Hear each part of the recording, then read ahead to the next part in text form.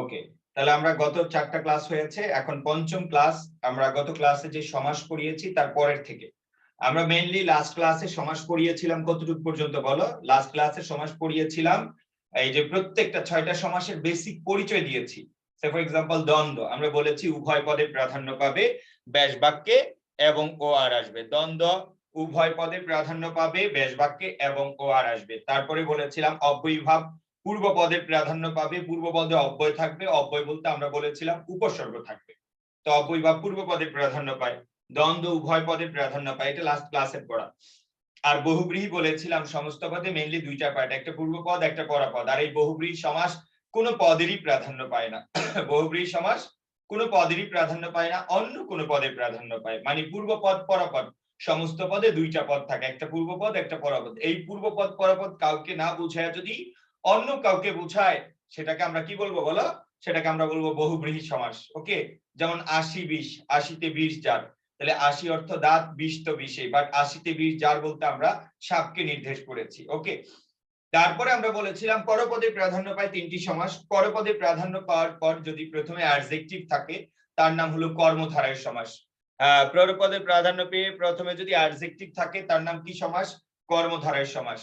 যেমন আমরা বলেছিলাম জ্ঞানী লোক, লোকটাকে বোঝাইছি, লোকটা কেমন জ্ঞানী, জ্ঞান তার অ্যাডজেক্টিভ, এটা কর্মধারয়। আর এই সমাসে ব্যাস বাক্যে যে আসে, যেমন জ্ঞানী যে লোক। ওকে, সুন্দর জামা, সুন্দর যে জামা, এগুলো হলো কর্মধারয়। তারপরে বলেছিলাম পরপদের প্রাধান্য পেয়ে যদি প্রথমে সংখ্যা থাকে তার নাম দ্বিগু সমাস। যেমন চৌরাস্তা, 4 রাস্তার সমাহার, আর এই দ্বিগু সমাসে ব্যাস বাক্যের সমাহার আসে। তারপরে বলেছিলাম পরপদের প্রাধান্য পেয়ে যদি ব্যাস বাক্যের প্রথম থেকে বিভক্তি চলে যায় তার নাম হবে তৎপুরুষ সমাস, এটা গত ক্লাসে পড়া। তাহলে তৎপুরুষ সমাসে ব্যাকরণবিদরা বলেছে ব্যাস বাক্যের প্রথম থেকে বিভক্তি লোপ পাবে, আর আমরা দেখেছি প্রত্যেকটা ব্যাস বাক্যে এক একটা বিভক্তি আসছে। তাহলে যেই বিভক্তি আসছে ওই তৎপুরুষ হবে। বলো, যেই বিভক্তি আসবে ওই তৎপুরুষ। ব্যাস বাক্যে যদি দ্বিতীয় বিভক্তি আসে দ্বিতীয় তৎপুরুষ। সে ফর এক্সাম্পল আম কুড়ানো, ব্যাস বাক্যে হয় আমকে কুড়ানো, কে আসছে, তাহলে এটা কি? দ্বিতীয় তৎপুরুষ। ওকে, এইভাবে আমরা প্রত্যেকটা বিষয় পড়ে ফেলবো। তারপরে লক্ষ্য করো আমরা এভাবে পড়েছিলাম। তারপর আমরা বলেছিলাম লক্ষ্য করো এইরকম যে বাক বিতণ্ডা, বাক দ্বারা বিতণ্ডা, তাহলে ব্যাস বাক্যে দ্বারা আসছে, ব্যাস বাক্যে যে বিভক্তি আসে ওই তৎপুরুষ হয়, ব্যাস বাক্যে যে বিভক্তি আসে ওই তৎপুরুষ হয়। তাহলে আমরা 6টা সমাসের বেসিক পরিচয়টা গত ক্লাসে পড়িয়ে ফেলেছি। কেউ যদি 1-2 জন থাকো যে গত ক্লাসটা করনি, অসুবিধা নাই, আমি এরপর থেকে যে আমরা বেসিক পরিচয় দিয়েছি, বাট প্রত্যেকটা সমাসেই অনেকগুলো প্রকরণ আছে, আজকে ওগুলো নিয়ে আলোচনা করব। ওকে, তারপরে তার মধ্যে তোমাকে মাথায় রাখতে হবে সেটা হলো এই যে প্রত্যেকটা সমাস খুব ভালোভাবে পড়তে হবে। সমাসের নাম বলার সাথে সাথে তোমাকে বলতে হবে এই সমাসটা কোন পদের প্রাধান্য পায়। তার মানে হলো 4 নাম্বার ক্লাসটা খুব ভালোভাবে করে ফেলতে হবে আজকের মধ্যে। এই ক্লাসটা তো করবাই, বাট আজকের মধ্যে 4 নাম্বার ক্লাসটা করে নিবা, গ্রুপে আপলোড করা আছে। ওকে, এবার আসো, তাহলে আমরা গত ক্লাসে পড়েছিলাম সমাস। ওকে, সমাস তো 6 প্রকার আমরা বলেছি। আর সমাসের যে ঝামেলাটা রবীন্দ্রনাথ ঠাকুর বলেছে সমাস দ্বিগু বলতে কিছু না, এটা কি বলো? কর্মধারায়। আবার অনেক ব্যাকরণ বলেছে কর্মধারায় বলতেও কিছু না, এটা তৎপুরুষের মধ্যে পড়েছে। এভাবে নতুন ব্যাকরণ এবং মৌলিক ব্যাকরণ অনুসারে সমাস কয় প্রকার? 4 প্রকার। গত ক্লাসটা করলে এটা ক্লিয়ার হয়ে যাবে। ওকে, এবার আসো আমরা প্রত্যেকটা সমাসের কি পড়ব? প্রকারভেদ পড়ব। প্রত্যেকটা সমাসের প্রকারগুলো আমরা পড়ব। ওকে, তো আমরা আজকে স্টার্ট করব এভাবে যে লক্ষ্য করো যে দ্বন্দ্ব সমাস। দ্বন্দ্ব সমাসের আমরা আজকে প্রকারগুলো পড়বো। আমরা গত ক্লাসে শুধু বলেছি দ্বন্দ্ব সমাস মানে কি। দ্বন্দ্ব সমাস সম্পর্কে আমরা 2টা লাইন লিখছি যে উভয় অথবা সকল পদের প্রাধান্য পাবে, উভয় অথবা সকল পদের প্রাধান্য পাবে। তারপরের লাইন লিখছি, আমি একটু অ্যাড করে দেই। আমরা গত ক্লাসে দ্বন্দ্ব এই মাত্র যে লাস্ট ঢুকেছে মাত্র আমরা ক্লাস শুরু করেছি। তাহলে আমরা গত ক্লাসে পড়িয়েছিলাম দ্বন্দ্ব সমাস কাকে বলে। দ্বন্দ্ব সমাস হলো উভয় অথবা সকল পদের প্রাধান্য পাবে আর ব্যাস বাক্যে এবং ও আর আসবে। উভয় অথবা সকল পদের প্রাধান্য পাবে, ব্যাস বাক্যে কি আসবে বলো? এবং ও আর আসবে। ব্যাস বাক্যে যদি এবং ও আর আসে আর উভয় পদের প্রাধান্য পায় তার নাম কি সমাস বলো? দ্বন্দ্ব সমাস। তার নাম হলো দ্বন্দ্ব সমাস। ওকে, তারপরে আমরা বললাম এবার আসো আমরা পড়বো দ্বন্দ্ব সমাসের অনেকগুলো প্রকার ভেদ আছে, আমরা সেগুলো পড়বো। আমরা বলেছি উভয় অথবা সকল পদের প্রাধান্য পাবে ব্যাস বাক্যে এবং ওয়ার আসবে, যেমন মা বাবা কি হয়েছে বলতো, মা ও বাবা। তারপর আমরা বলেছি গরু ছাগল, গরু এবং ছাগল, 9-6, 9 ও 6। ঠিক আছে, আমরা বলতে পারি আসা যাওয়া কি হবে বলো, আসা ও যাওয়া। তাহলে এবং ওয়ার দ্বারা যদি যুক্ত হয় তার নাম কি হবে বলো, দ্বন্দ্ব সমাস। এই দ্বন্দ্ব সমাসের অনেকগুলো প্রকার আছে, দ্বন্দ্ব সমাসের অনেকগুলো প্রকার আছে, সেগুলো আমরা একের পর এক দেখবো। ওকে, এবার আসো স্টার্ট। স্টার দিয়ে লিখবা, শুরুতে আমরা লিখবো অলুক দ্বন্দ্ব। শুরুতে আমরা লিখবো অলুক দ্বন্দ্ব। কি দ্বন্দ্ব বলো, অলুক দ্বন্দ্ব। সবাই লিখে ফেলো। লক্ষ্য করো, আমরা একটু আগে বলেছিলাম, তো শুরুতে আমরা পড়ছি অলুক দ্বন্দ্ব। লক্ষ্য করো, আমরা একটু আগে বলেছিলাম দ্বন্দ্ব সমাস। দ্বন্দ্ব সমাস মানে উভয় অথবা সকল পদের প্রাধান্য পাবে আর ব্যাস বাক্যে এবং ও আর আসবে, এইটা হলো দ্বন্দ্ব। এখন উভয় পদের প্রাধান্য পেলে তো দ্বন্দ্ব, এবং এই অলুক হতে হলে কি হতে হবে মনে রাখবা, যারা গত ক্লাস করেছো তাদের কাছে একদম ক্লিয়ার যে দ্বন্দ্ব মানে কি, সমস্ত পদে যা থাকবে ব্যাস বাক্যে প্রত্যেকের অর্থ প্রাধান্য পাবে, তাকে আমরা বলবো কি সমাস বলো, তাকে আমরা বলবো দ্বন্দ্ব সমাস। এবার আসো, লক্ষ্য করো, আর এই অলুক দ্বন্দ্ব হতে হলে কি হবে মনে রাখবা, যেখানে আজকের পর থেকে দেখবো অলুক, অলুক মানে বিভক্তি লোপ পাবে না। বলো অলুক মানে কি লোপ পাবে না, বিভক্তি লোপ পাবে না। আর দ্বন্দ্ব মানে উভয় পদের প্রাধান্য পাবে।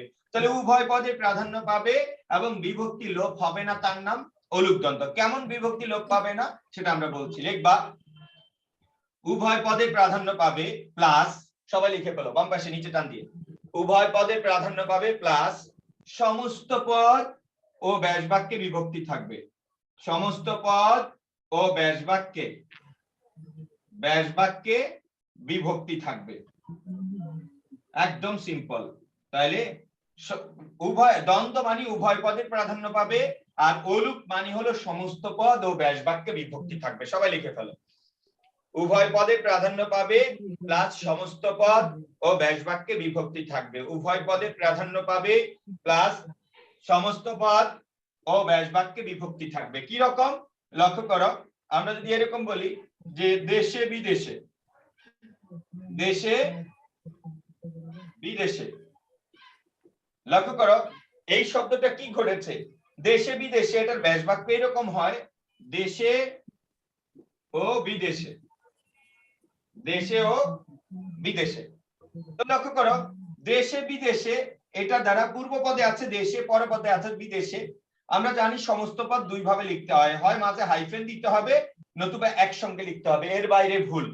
তাহলে দেশে বিদেশে ব্যাস বাক্য হবে দেশে ও বিদেশে। এখন লক্ষ্য করো দেশে বিদেশে কে বুঝাইলাম দেশে ও বিদেশে, তাহলে সমস্ত পদের পূর্ব পদে দেশ আছে, পরপদ আছে বিদেশ, ব্যাস বাক্য দ্বারা দেশ বিদেশ দুইটাকে বুঝাইছি, কাউকে বাদ দেই না। লক্ষ্য করো ব্যাস বাক্য দ্বারা দুইটার অর্থে প্রাধান্য পেয়েছে, দুইটার অর্থ প্রাধান্য পাইলে কিন্তু দ্বন্দ্ব সমাস। আর লক্ষ্য করে দেশে এখানে একটা বিভক্তি আছে, বিদেশে এখানে একটা বিভক্তি আছে, সমস্ত পদেও সেম আছে, সমস্ত ব্যাস বাক্য সেম আছে, সমস্ত পদেও বিভক্তি থাকবে, ব্যাস বাক্যেও বিভক্তি থাকবে, তার নাম অলুক সমাস। এবং উভয় শাহরিয়ারের জন্য সমস্যা হচ্ছে স্যার, দেখতে পাচ্ছি না। শাহরিয়ারের জন্য সমস্যা হচ্ছে, মিউট করো নাই। আমি আবার শাহরিয়ার, এই শাহরিয়ার সাইলেন্ট। ওকে, অনলাইন তো শাহরিয়ার, কোন শাহরিয়ার এটা? অফলাইনে শাহরিয়ার আছে, বাট অনলাইনে তো শাহরিয়ার আছে কিনা? তা কি বললাম, অলুক সমাস, অলুক সমাস হলো তিন প্রকার, অলুক দ্বন্দ্ব, অলুক তৎপুরুষ, অলুক বহুব্রীহি। অলুক দ্বন্দ্ব, অলুক তৎপুরুষ, অলুক বহুব্রীহি। এখন অলুক মানে বিভক্তি থাকবে, মাইন্ড ইট, একটু সেভ করো, কারণ অলুক সমাসটা খুব ইম্পর্টেন্ট। যে সমাসে সমস্ত পদ ও ব্যাস বাক্যে দুই জায়গায় বিভক্তি থাকে তার নাম হয় অলুক সমাস। তার নাম কি? অলুক। এটা যেহেতু তিন প্রকার, দুই জায়গায় বিভক্তি থাকার পর উভয় পদের প্রাধান্য পাইলে হয় অলুক দ্বন্দ্ব, দুই জায়গায় বিভক্তি থাকবে, সমস্ত পদেও থাকবে, ব্যাস বাক্যও থাকবে, থাকার পর যদি তৃতীয় কোনো পদে প্রাধান্য পায় তার নাম হবে অলুক বহুব্রীহি। আর দুই জায়গায় বিভক্তি থাকার পর যদি পরপদে প্রাধান্য পায় তার নাম অলুক তৎপুরুষ। আমি আবারও বলছি, আজকের পর থেকে কোথাও যদি দেখো অলুক, তোমার মাথায় যেন সেট হয়ে যায় যে এই সমাসে বিভক্তি থাকে। বলো অলুক যদি দেখো তাহলে তোমার মাথায় যেন সেট হয়ে যায় এই সমাসে কি থাকবে বলো, বিভক্তি থাকবে। তাহলে উভয় পদে সমস্ত পদেও বিভক্তি থাকবে, ব্যাস বাক্য থাকবে, তার নাম অলুক সমাস। এবং উভয় দেশে বিদেশে ব্যাস বাক্য দ্বারা দেশ ও বিদেশ দুইজনকে বুঝাইছে, তার নাম দ্বন্দ্ব। এই জন্য এটার নাম হয়েছে অলুক দ্বন্দ্ব। এই জন্য এটার নাম কি হয়েছে বলো? অলুক দ্বন্দ্ব। ওকে, তারপরে আসো আমরা আরো কিছু উদাহরণ দিব, এটা বুঝার কিছু আছে এই জন্য আমি এতবার বলেছি। এবার আসো লিখবো, আমরা যদি বলি মাছে ভাতে, মাছে ভাতে ব্যাস বাক্য কি মাছকে বুঝাবো ভাতকে না দুইটাকে? লিখবা মাছে ও ভাতে, মাছে ও ভাতে। লক্ষ্য করো মাছে ভাতে ব্যাস বাক্যে আছে, সমস্ত পদে আছে, ব্যাস বাক্য লিখলাম মাছে ও ভাতে, দুইটাকেই বুঝাইছি। আর দুইটাকে বুঝাইলে দ্বন্দ্ব সমাস। এখানে দেখো এই বিভক্তি আছে, এখানে দেখো এই বিভক্তি আছে, এখানেও আছে, এখানেও আছে, সমস্ত পদেও বিভক্তি আছে, ব্যাস বাক্যও বিভক্তি আছে, তার নাম হয় অলুক, অলুক সমাস। দুইটার অর্থই প্রাধান্য পাইছে, তার নাম হয় দ্বন্দ্ব সমাস। উভয় মিলে হয়েছে অলুক দ্বন্দ্ব। উভয় মিলে কি হয়েছে বলো? অলুক দ্বন্দ্ব। অনুরূপ ভাবে আমরা যদি বলি নাকে মুখে, নাকে মুখে ব্যাস বাক্য হবে নাকে ও মুখে। নাককেও বুঝাইছি, মুখকেও বুঝাইছি, নাকে ও মুখে, নাককেও বুঝাইছি, মুখকেও বুঝাইছি, দুইটারেই বুঝাইলে তার নাম কি সমাস বলো? দুইটারে বুঝাইলে দ্বন্দ্ব সমাস। দুই জায়গায় বিভক্তি আছে, এই জন্য অলুক সমাস। উভয় মিলে কি হলো বলো? অলুক দ্বন্দ্ব। আমি আবারও বলছি, সমস্ত পদেও বিভক্তি থাকবে, ব্যাস বাক্য বিভক্তি থাকবে, তার নাম অলুক। আর দুইটার অর্থ প্রাধান্য পাইলে অলুক দ্বন্দ্ব। এই ব্যাস বাক্য সমস্ত পদ দ্বারা যদি তৃতীয় কাউকে বোঝায় অলুক বহুব্রী, আর যদি পরপদের অর্থ প্রাধান্য পায় তার নাম হলো অলুক তৎপুরুষ। এগুলো আমরা আলাদা আলাদা লিখবো। এবার আসো তোমরা এখন বুঝতে পারবা বিভক্তি কাকে বলে। আজকে আমরা অফলাইন ক্লাস ছিল কারক, তো ওরা অলরেডি তোমরা যেদিন কারক পড়াবো, কারক ও বিভক্তি, কারকের সাথে বিভক্তির সম্পর্ক আছে, সেদিন আমি বলে দিব। ওকে, এবার আসো লক্ষ্য করো ছেলে মেয়ে, তাহলে লক্ষ্য করো ব্যাস বাক্য হলো ছেলে ও মেয়ে। তোমরা একটু দেখো, এটা তোমরা একটু দেখো, দেখো তো এটা কি অলুক তৎপুরুষ হবে কি হবে না? এটা কি অলুক তৎপুরুষ হবে কি হবে না? সবাই একটু দেখো।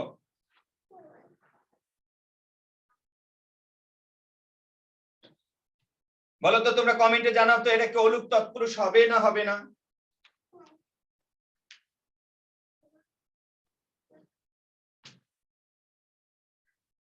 আচ্ছা, এবার আসো তোমরা একটু দেখো, এই যে নাকের বিভক্তি কেটে দাও, মুখের বিভক্তি কেটে দাও, নাকে মুখে, মূল শব্দ নাক মুখ, ঠিক আছে। বা ছেলের বিভক্তি কেটে দাও, মেয়ের বিভক্তি কেটে দাও, বলো তো মূল শব্দ ঠিক আছে? মূল শব্দ ঠিক আছে? বলো তো এখানের এই বিভক্তি দুইটা কেটে দিলে আর মূল শব্দ ঠিক থাকে না ভাই। বাট এই যে মাছের বিভক্তি কেটে দাও, মূল শব্দ ঠিক আছে। যদি বিভক্তি কাটার পর অতিরিক্ত চিহ্নগুলো কাটার পর যদি দেখো মূল শব্দ অর্থপূর্ণ থাকে, তার মানে ওটা বিভক্তি। বাট এখানে রেখার কেটে দেওয়ার পর দেখো মূল শব্দই আর থাকে না, তার মানে এটা কোনো বিভক্তি না, এটা হলো শব্দের অংশ, এটা হলো শব্দের অংশ। তাহলে বলো তো ছেলে মেয়ে এটা দ্বন্দ্ব সমাস, কারণ ছেলে ও মেয়ে হয়, দুইজনকে বুঝাইছে। তাহলে ছেলে মেয়ে দ্বন্দ্ব, কিন্তু ছেলে মেয়ে কি না বলো? অলুক দ্বন্দ্ব না। বলো তো কেউ কারো কি বুঝো না এরকম কেউ আছো? এবার ছেলে মেয়ে ব্র্যাকেটে লেখো দ্বন্দ্ব, কিন্তু অলুক দ্বন্দ্ব না। বলো তো কারো কোনো অসুবিধা আছে? খুব ইম্পর্টেন্ট একটা বিষয়।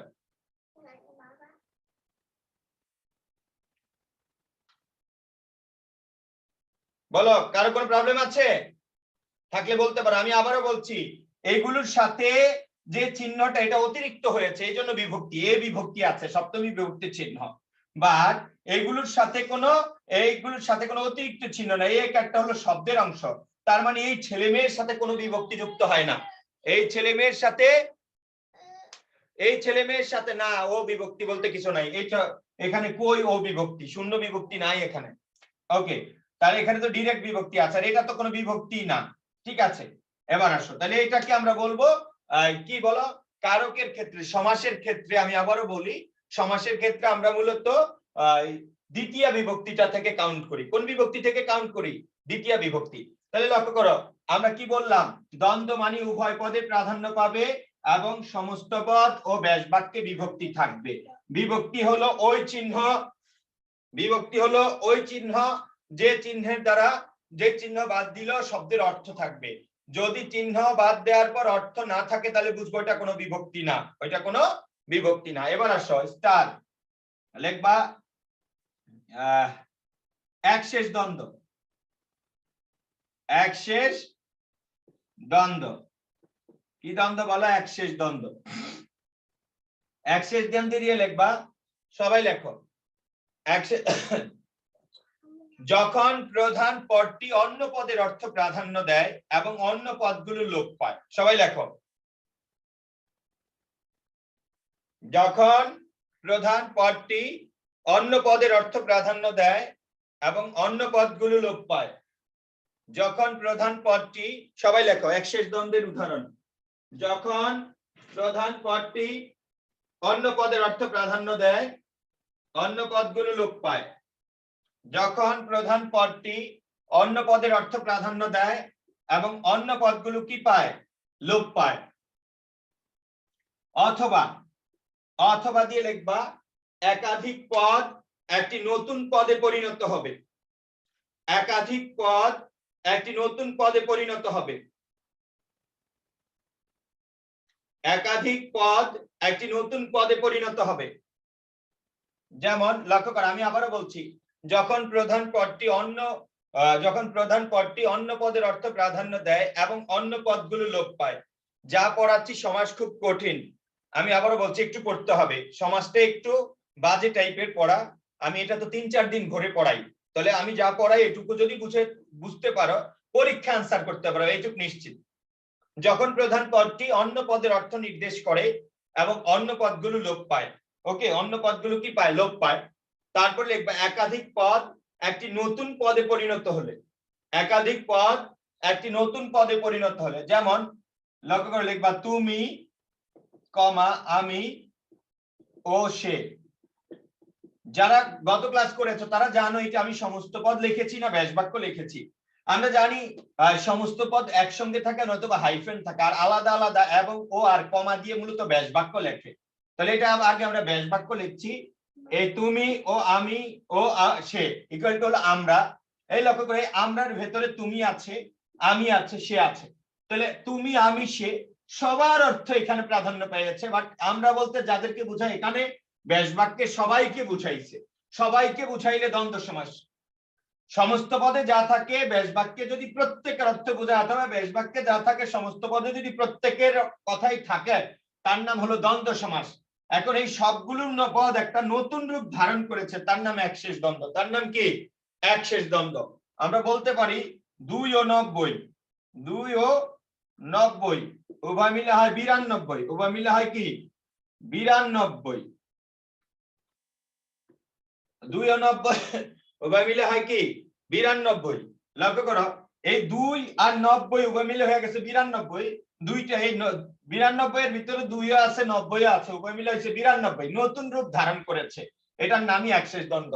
আমরা এটাকে আরো সহজভাবে এভাবে বলতে পারি, লেবু, চিনি, পানি ইকুয়াল টু শরবত। তাহলে শরবতের ভেতরে লেবু আছে, চিনি আছে, পানি আছে, প্রত্যেকেরই আলাদা প্রাধান্য পেয়েছে এবং প্রত্যেকটা শব্দ একটা নতুন রূপ ধারণ করেছে।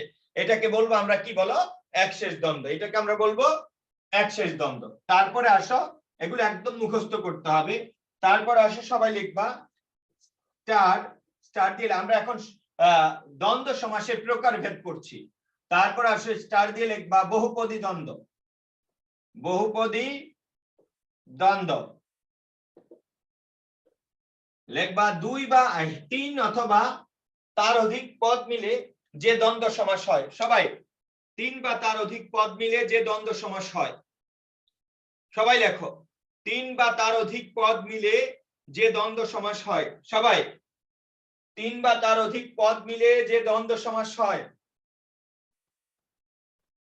3 বা তার অধিক পদ মিলে যে দ্বন্দ্ব সমাস হয়। ব্র্যাকেটে লিখবা পদগুলো অপরিবর্তনীয় থাকবে।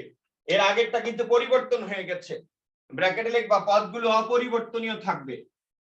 3 বা তার অধিক পদ মিলে যে দ্বন্দ্ব সমাস হয়। ব্র্যাকেটে লিখবা পদগুলো অপরিবর্তনীয় থাকবে।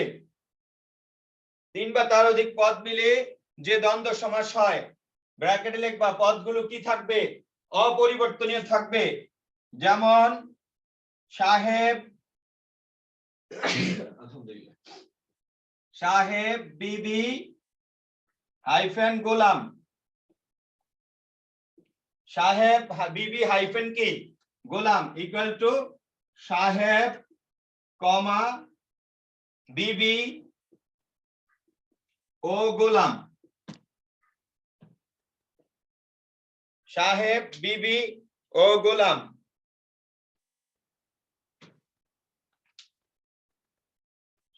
আমরা কি বলছি? সাহেব বিবি গোলাম। তোমরা, আমি আবারও বারবার বলছি, লক্ষ্য করো, তোমরা বুঝতে পারছো যে হাইফেন থাকলে সমস্ত পদ হয়। হাইফেন থাকলে কি পদ হয়? সমস্ত পদ হয়।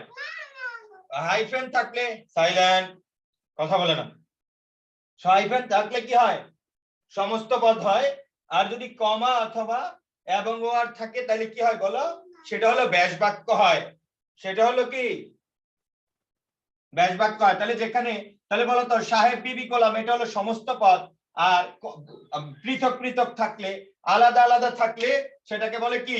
ব্যাস বাক্য। সেটাকে কি বলে বলো? ব্যাস বাক্য। কমা থাকলে ব্যাস বাক্য হয়, ও থাকলে ব্যাস বাক্য হয়, এরকম আর কি। তা হাইফেন মানে সমস্ত পদ। তাহলে লক্ষ্য করো সমস্ত পদে কয়টা পদ আছে? 3টা। সাহেব বিবি গোলাম। আর ব্যাস বাক্য দ্বারা কি বুঝাচ্ছি বলো? সাহেব বিবি ও গোলাম। সাহেব বিবি গোলাম আর ব্যাস বাক্য দ্বারা সাহেব বিবি গোলাম। প্রত্যেকের অর্থ প্রাধান্য পাইছে। এখানে যতটা শব্দ আছে এখানে প্রত্যেকের অর্থ, আর প্রত্যেকের অর্থ প্রাধান্য পাইলে দ্বন্দ্ব। আর সবগুলো অপরিবর্তনীয়, কোন রকম পরিবর্তন হয় না, তার নাম কি দ্বন্দ্ব বলো? কোন রকম পরিবর্তন হয় না, তার নাম হবে বহুপদী দ্বন্দ্ব। আমি আবারও বলছি, 3 বা তার অধিক পদ মিলে যে দ্বন্দ্ব সমাস হয়, পদগুলো কি থাকবে বলো? অপরিবর্তনীয় থাকবে। পদগুলো কি থাকবে? অপরিবর্তনীয়। তাহলে সাহেব বিবি গোলাম, সাহেব বিবি ও গোলাম যা আছে সবাইরে বুঝাইছে। দ্বন্দ্ব সবগুলো অপরিবর্তনীয় আছে, এই জন্য বহুপদী দ্বন্দ্ব। এই জন্য কি দ্বন্দ্ব বলো? বহুপদী দ্বন্দ্ব। এই জন্য আমরা তাকে বলবো বহুপদী দ্বন্দ্ব। ওকে, তারপরে আসো, লক্ষ্য করো আমরা কি বললাম। আমরা যদি বলি এরকম, তেল নুন লাকড়ি বা লকড়ি, যাই হোক, তেল নুন লাকড়ি, এটার ব্যাস বাক্য তোমরা লেখো। তেল নুন লাকড়ি এর ব্যাস বাক্য লিখবা তেল নুন ও লাকড়ি। ওকে, তাহলে কি বললাম? তেল নুন লাকড়ি এর ব্যাস বাক্য কি? ব্যাস বাক্য লিখবা এইভাবে, তেল কমা নুন ও লাকড়ি। ও কি? লাকড়ি। তাহলে তেল নুন লাকড়ি কি হবে? তেল নুন লাকড়ি হবে তেল নুন ও লাকড়ি। লক্ষ্য করো এই বিষয়গুলো যা আছে ব্যাস বাক্য দ্বারা প্রত্যেকের অর্থ প্রাধান্য পাইছে। প্রত্যেকের অর্থ প্রাধান্য পাইলে তার নাম হয় কি বলো? দ্বন্দ্ব সমাস। বলো, প্রত্যেকের অর্থ প্রাধান্য পাইলে তার নাম দ্বন্দ্ব সমাস। এবং প্রত্যেকটা শব্দ অপরিবর্তনীয় আছে, তার নাম বহুপদী দ্বন্দ্ব। বলো, তার নাম কি দ্বন্দ্ব? বহুপদী দ্বন্দ্ব। প্রত্যেকের অর্থ প্রাধান্য পাইলে দ্বন্দ্ব, আর প্রত্যেকটা পদের কি বললাম লক্ষ্য করো তো, প্রত্যেকটা পদ অপরিবর্তনীয় আছে, এই জন্য বহুপদী দ্বন্দ্ব। আর এখানে মিনিমাম 3টা শব্দ থাকবে। মিনিমাম কয়টা শব্দ থাকবে? 3টা শব্দ থাকবে। তাহলে আমরা বলছি, আমরা দ্বন্দ্ব সমাসের প্রকারের মধ্যে প্রথম কি পড়লাম বলো? প্রথম পড়েছি অলুক দ্বন্দ্ব। উভয় পদে প্রাধান্য পাবে, বিভক্তি থাকবে, সমস্ত পদেও থাকবে, ব্যাস বাক্য থাকবে। তারপরে বলেছি একশেষ দ্বন্দ্ব, যখন প্রধান পদটি অন্য পদের অর্থ নির্দেশ করে, অন্য পদগুলো একটি নতুন রূপ ধারণ করে, তার নাম কি? একশেষ দ্বন্দ্ব। তারপরে বলেছি বহুপদী দ্বন্দ্ব, 3 বা তার অধিক পদ মিলে যে দ্বন্দ্ব সমাস হয় তাকে বলবো আমরা বহুপদী দ্বন্দ্ব। কি দ্বন্দ্ব বলো? বহুপদী দ্বন্দ্ব। ওকে, এবার আসো সবাই লিখবা, সবাই সবাই লেখো স্টার। আমরা কিছু নামকরণ করি, তারপরে মিলনার্থক দ্বন্দ্ব। লক্ষ্য করো, মিলনার্থক দ্বন্দ্ব মানে আমরা উভয় পদের প্রাধান্য পাইলে দ্বন্দ্ব, আর মিলনার্থক মানে ভালো সম্পর্ক থাকবে। কি থাকবে বলো? ভালো সম্পর্ক থাকবে। যেমন মা বাবা, মা বাবা, জাস্ট উদাহরণগুলো লিখে রাখবে, এগুলোর ব্যাস বাক্য তো তোমরা পারো, মা ও বাবা, তাই না?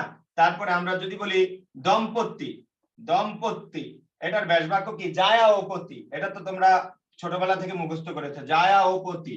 স্বামী স্ত্রী কয়, স্বামী স্ত্রীকে বলে দম্পতি, তাহলে দম্পতি মানে কি? জায়া ও পতি।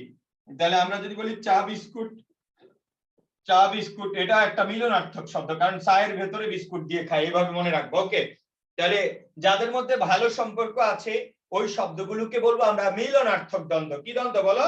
মিলনার্থক দ্বন্দ্ব। আমরা বলতে পারি মাসি পিসি, এরকম আর কি, কাছাকাছি শব্দগুলোকে বলি আমরা কি? মিলনার্থক দ্বন্দ্ব। ওকে, তারপরে আসো আমরা বলতে পারি সমার্থক দ্বন্দ্ব। স্টার। লিখবা সমার্থক দ্বন্দ্ব। আমরা বলতে পারি কি দ্বন্দ্ব বলো? সমার্থক দ্বন্দ্ব। যেমন আমরা বলতে পারি বন জঙ্গল, হাইফেন দিতে হবে, বন জঙ্গল, আর এর ব্যাস বাক্য হবে বন ও জঙ্গল, তোমরা বুঝতে পারো। তারপর আমরা বলতে পারি, লক্ষ্য করো এই সমার্থক দ্বন্দ্বগুলো আবার এইরকম হয়, লক্ষ্য করো, যেমন হাট বাজার, হাট বাজার, যেটা হাট সেটাই কি বলো? বাজার। এগুলো হলো সমার্থক শব্দ। কি শব্দ বলো? সমার্থক শব্দ। আবার এগুলো খুব ইম্পর্টেন্ট কিছু শব্দ আছে, পড়তে হবে, তোমাকে মাস্ট পড়তে তোমাকে হবে। যেমন ঘর দুয়ার, ঘর দুয়ার, এইটা আবার কিভাবে হলো? এটা এই কারণে হলো যে সমার্থক দ্বন্দ্ব, কারণ ঘর ছাড়া দুয়ার হয় না। ঠিক আছে, দুয়ার ছাড়া কি হয় না? ঘর হয় না। যে জিনিস একটা ছাড়া আরেকটা হয় না, এই শব্দগুলো আমরা সমার্থক দ্বন্দ্বের মধ্যে পড়বো। একটা ছাড়া আরেকটা হবে না। যেমন কল কারখানা, কি কারখানা বলো? কল কারখানা। এরকম কিছু শব্দ আছে, আমি আপাতত পিডিএফ দিয়ে দিব, গ্রুপে দিয়ে দেওয়া আছে, পিডিএফটা দেখবা। যেই যে টপিকের সম্পর্কে ডিটেলস, যেমন এর পরের টপিকটা আমাদের হয়তো ধ্বনি পরিবর্তন, ওইটা আমি যা পড়াবো ওইটুকু এনাফ, আর কিছু না পড়লেও হবে। তারপরে আমি সাজেশন দিয়ে দিব, এটার ভিতরে সব থাকবে। একটা মানুষ যদি 5-7টা বই পড়তে যায়, জীবনে চান্স পাবে না। যেখান থেকে পড়বা, যেই বই তোমার কাছে আছে, একটা বই পড়বা, আর ফাইনাল আওয়ারে আমি তো, আমার পড়ার সিস্টেম হলো আমি সব প্রিভিয়াস ইয়ার্সে যার উদাহরণ আসছে সবকিছু লিখে দেই, সব লিখে দেয়। এই জন্য আমার পড়ার সিস্টেমটা হলো অনেক ডিটেলস। যেমন আমি যদি 50টা ক্লাস নেই, তুমি দেখবা তোমার লেখাই একটা বই হয়ে গেছে। এটুকু পড়লেও একটা স্টুডেন্ট অনেক ভালো করবে অনেক ইউনিভার্সিটিতে। ওকে, তাহলে যেটা বললাম, তাহলে কল ছাড়া কি, আই মিন মেশিন ছাড়া কি কারখানা হয়? মেশিন ছাড়া কখনো কি হয় না? কারখানা হয় না। তাহলে একটা ছাড়া যদি আরেকটা অসম্ভব, এগুলোকে আমরা কোনটার মধ্যে ধরবো বলো? সমার্থক দ্বন্দ্বের মধ্যে ধরবো। কার মধ্যে ধরবো? সমার্থক দ্বন্দ্বের মধ্যে ধরবো। তারপরে আসো এরকম, লক্ষ্য করো, তারপরে আমরা লিখবো স্টার দিয়ে লিখবা কিছু আছে আবার প্রায় সমার্থক, কিছু আছে প্রায় সমার্থক, মানে সমার্থকের মতো। ঠিক আছে, এগুলো পড়তে হবে, এগুলো জাস্ট তোমরা পারো। তবে আমি যেহেতু ডিটেলস পড়াই সবকিছু সম্পর্কে, মানে তোমাকে যদি না পড়াই তাহলে তোমার মাথায় সেট হবে না, এরকম কিছু আছে দুনিয়াতে এক্সিস্ট করে। এই জন্য আমি সব পড়াই দিব, একটু মনোযোগ সহকারে ক্লাস করো। ওকে, অনেকে হয়তো চলে গেছে আজকে পরীক্ষার কারণে, যাই হোক অসুবিধা নেই, তোমাদের যাদের পরীক্ষা নেই তোমরা ক্লাস করো, আমি ক্লাসটা দ্রুত রেকর্ড দিয়ে দিবনি। ওকে, তা কি বললাম বলো তো? আমরা বললাম প্রায় সমার্থক শব্দ, প্রায় সমার্থক। লক্ষ্য করো, ওই যে বৃষ্টি আসলে কেউ যদি বলে বাহির থেকে বৃষ্টি আসতেছে, বাহির থেকে কাপড় চোপড় নিয়ে আসো, বড় কি নিয়ে আসো? কাপড় চোপড়। তাহলে কাপড় চোপড় নিয়ে আসো, তাহলে আমি যদি আজকে বলি তোমাকে বৃষ্টি আসতেছে বাহির থেকে চোপড় নিয়ে আসো, তুমি কি তুমি কি চোপড়টা পাবা খুঁজে? না। তাহলে কাপড় চোপড় প্রায় সমার্থক, কাছাকাছি জিনিসকে বোঝায়। কাকে বোঝায় বলো? কাছাকাছি জিনিসকে বোঝায়। যেমন আমরা বলতে পারি পোকা মাকড়, পোকা মাকড়, বলো তো পোকা মাকড়, এটাও কি বলো তো? একটা প্রায় সমার্থক শব্দ বোঝায়, কাছাকাছি কিছু বোঝায়। ওকে, পোকামাকড় এটা একটা কি বলো? কাছাকাছি কিছুকে বোঝায়। তারপর আসো আমরা বলতে পারি এরকম দয়া মায়া, দয়া মায়া, যেটা দয়ার পাশাপাশি কি আবার মায়া, এটা একটা কি বলো? কাছাকাছি শব্দ। আরেকটা ইম্পর্টেন্ট শব্দ মুখস্থ রাখবা, সেটা হলো আমরা বলতে পারি ধুতি চাদর, ধুতি চাদর, ধুতি কি বলো? চাদর। তাহলে এগুলো হলো কি কাছাকাছি শব্দ। আর আগে যেটা বিশেষ করে ঘর দুয়ার, তারপরে কল কারখানা, এগুলো মুখস্থ রাখবা, এগুলো হলো সমার্থক, কোনোভাবেই সমার্থক মনে হয় না, বাট এটা মাথায় রাখতে হবে। আর প্রায় সমার্থক হলো কাপড় চোপড়, পোকা মাকড়, দয়া মায়া, ধুতি চাদর, দেখবে এগুলোই ঘুরে ফিরে বারবার পরীক্ষা আসে। তাইলে এরপরে আসো আমরা বিপরীত শব্দগুলো দেখলেই তো পারবো। বিপরীত দ্বন্দ্ব, স্টার লিখবা বিপরীত দ্বন্দ্ব, বিপরীত দ্বন্দ্ব, এগুলো জাস্ট লিখে ফেলছি। এরপরে আমাদের ইম্পর্টেন্ট জিনিস চলে আসবে, এরপরে প্রত্যেকটা জিনিস বুঝার আছে। বাট এগুলো আমি একটা একটা করে কেন লিখতেছি, কারণ হলো তোমাদের এগুলো লেখা ছাড়া কোনোভাবেই, মানে এগুলো পড়া ছাড়া 100% সমাজ শেখা হবে না। বিপরীত দ্বন্দ্ব, আমরা যদি বলি দিন রাত, দিন রাত কি হবে? দিন ও রাত, দিন ও রাত, বলো দিন রাত কি হবে? দিন ও রাত। ব্যাস বাক্য না লিখলে হবে, ব্যাস বাক্য না লিখলেও হবে। আমরা যদি বলি ছোট বড়, ছোট বড়, এটা ব্যাস বাক্য হবে ছোট ও বড়। তাই লক্ষ্য করো এগুলো সব দ্বন্দ্ব সমাস, কারণ এগুলো দুইটাকে বোঝায়, দুইটাকে বুঝাইলে দ্বন্দ্ব। আর দিন আর রাতের মধ্যে কেমন সম্পর্ক? বিপরীত সম্পর্ক, এই জন্য বললাম বিপরীত দ্বন্দ্ব। কি দ্বন্দ্ব বলো? বিপরীত দ্বন্দ্ব। তারপরে আসো আমরা যদি স্টার দিয়ে লিখবো বিরোধার্থক দ্বন্দ্ব। বিপরীত দ্বন্দ্বের পাশাপাশি লিখবো বিরোধার্থক, কারণ বিরোধার্থক, বিপরীত দ্বন্দ্বের পাশাপাশি লিখবো বিরোধার্থক দ্বন্দ্ব। বিরোধার্থক দ্বন্দ্ব দিয়ে কি লিখবা বলো? এখানে হলো মারামারি সম্পর্ক বোঝাবে, এটা হলো একটার বিপরীত আরেকটা। আর এখানে হলো ঝগড়াঝাটি সম্পর্ক। কি সম্পর্ক বলো? ঝগড়াঝাটি সম্পর্ক। সেটাকে আমরা বলবো বিরোধার্থক। যেমন দা কুমড়া, দা কুমড়া, এই দা কুমড়া বেশ বাক্য হবে দা ও কুমড়া। এটার মধ্যে কেমন সম্পর্ক? একটা আরেকটারে পাইলে কোপায় নাকি? মারামারি সম্পর্ক। তাহলে দা কুমড়া হলো দা ও কুমড়া।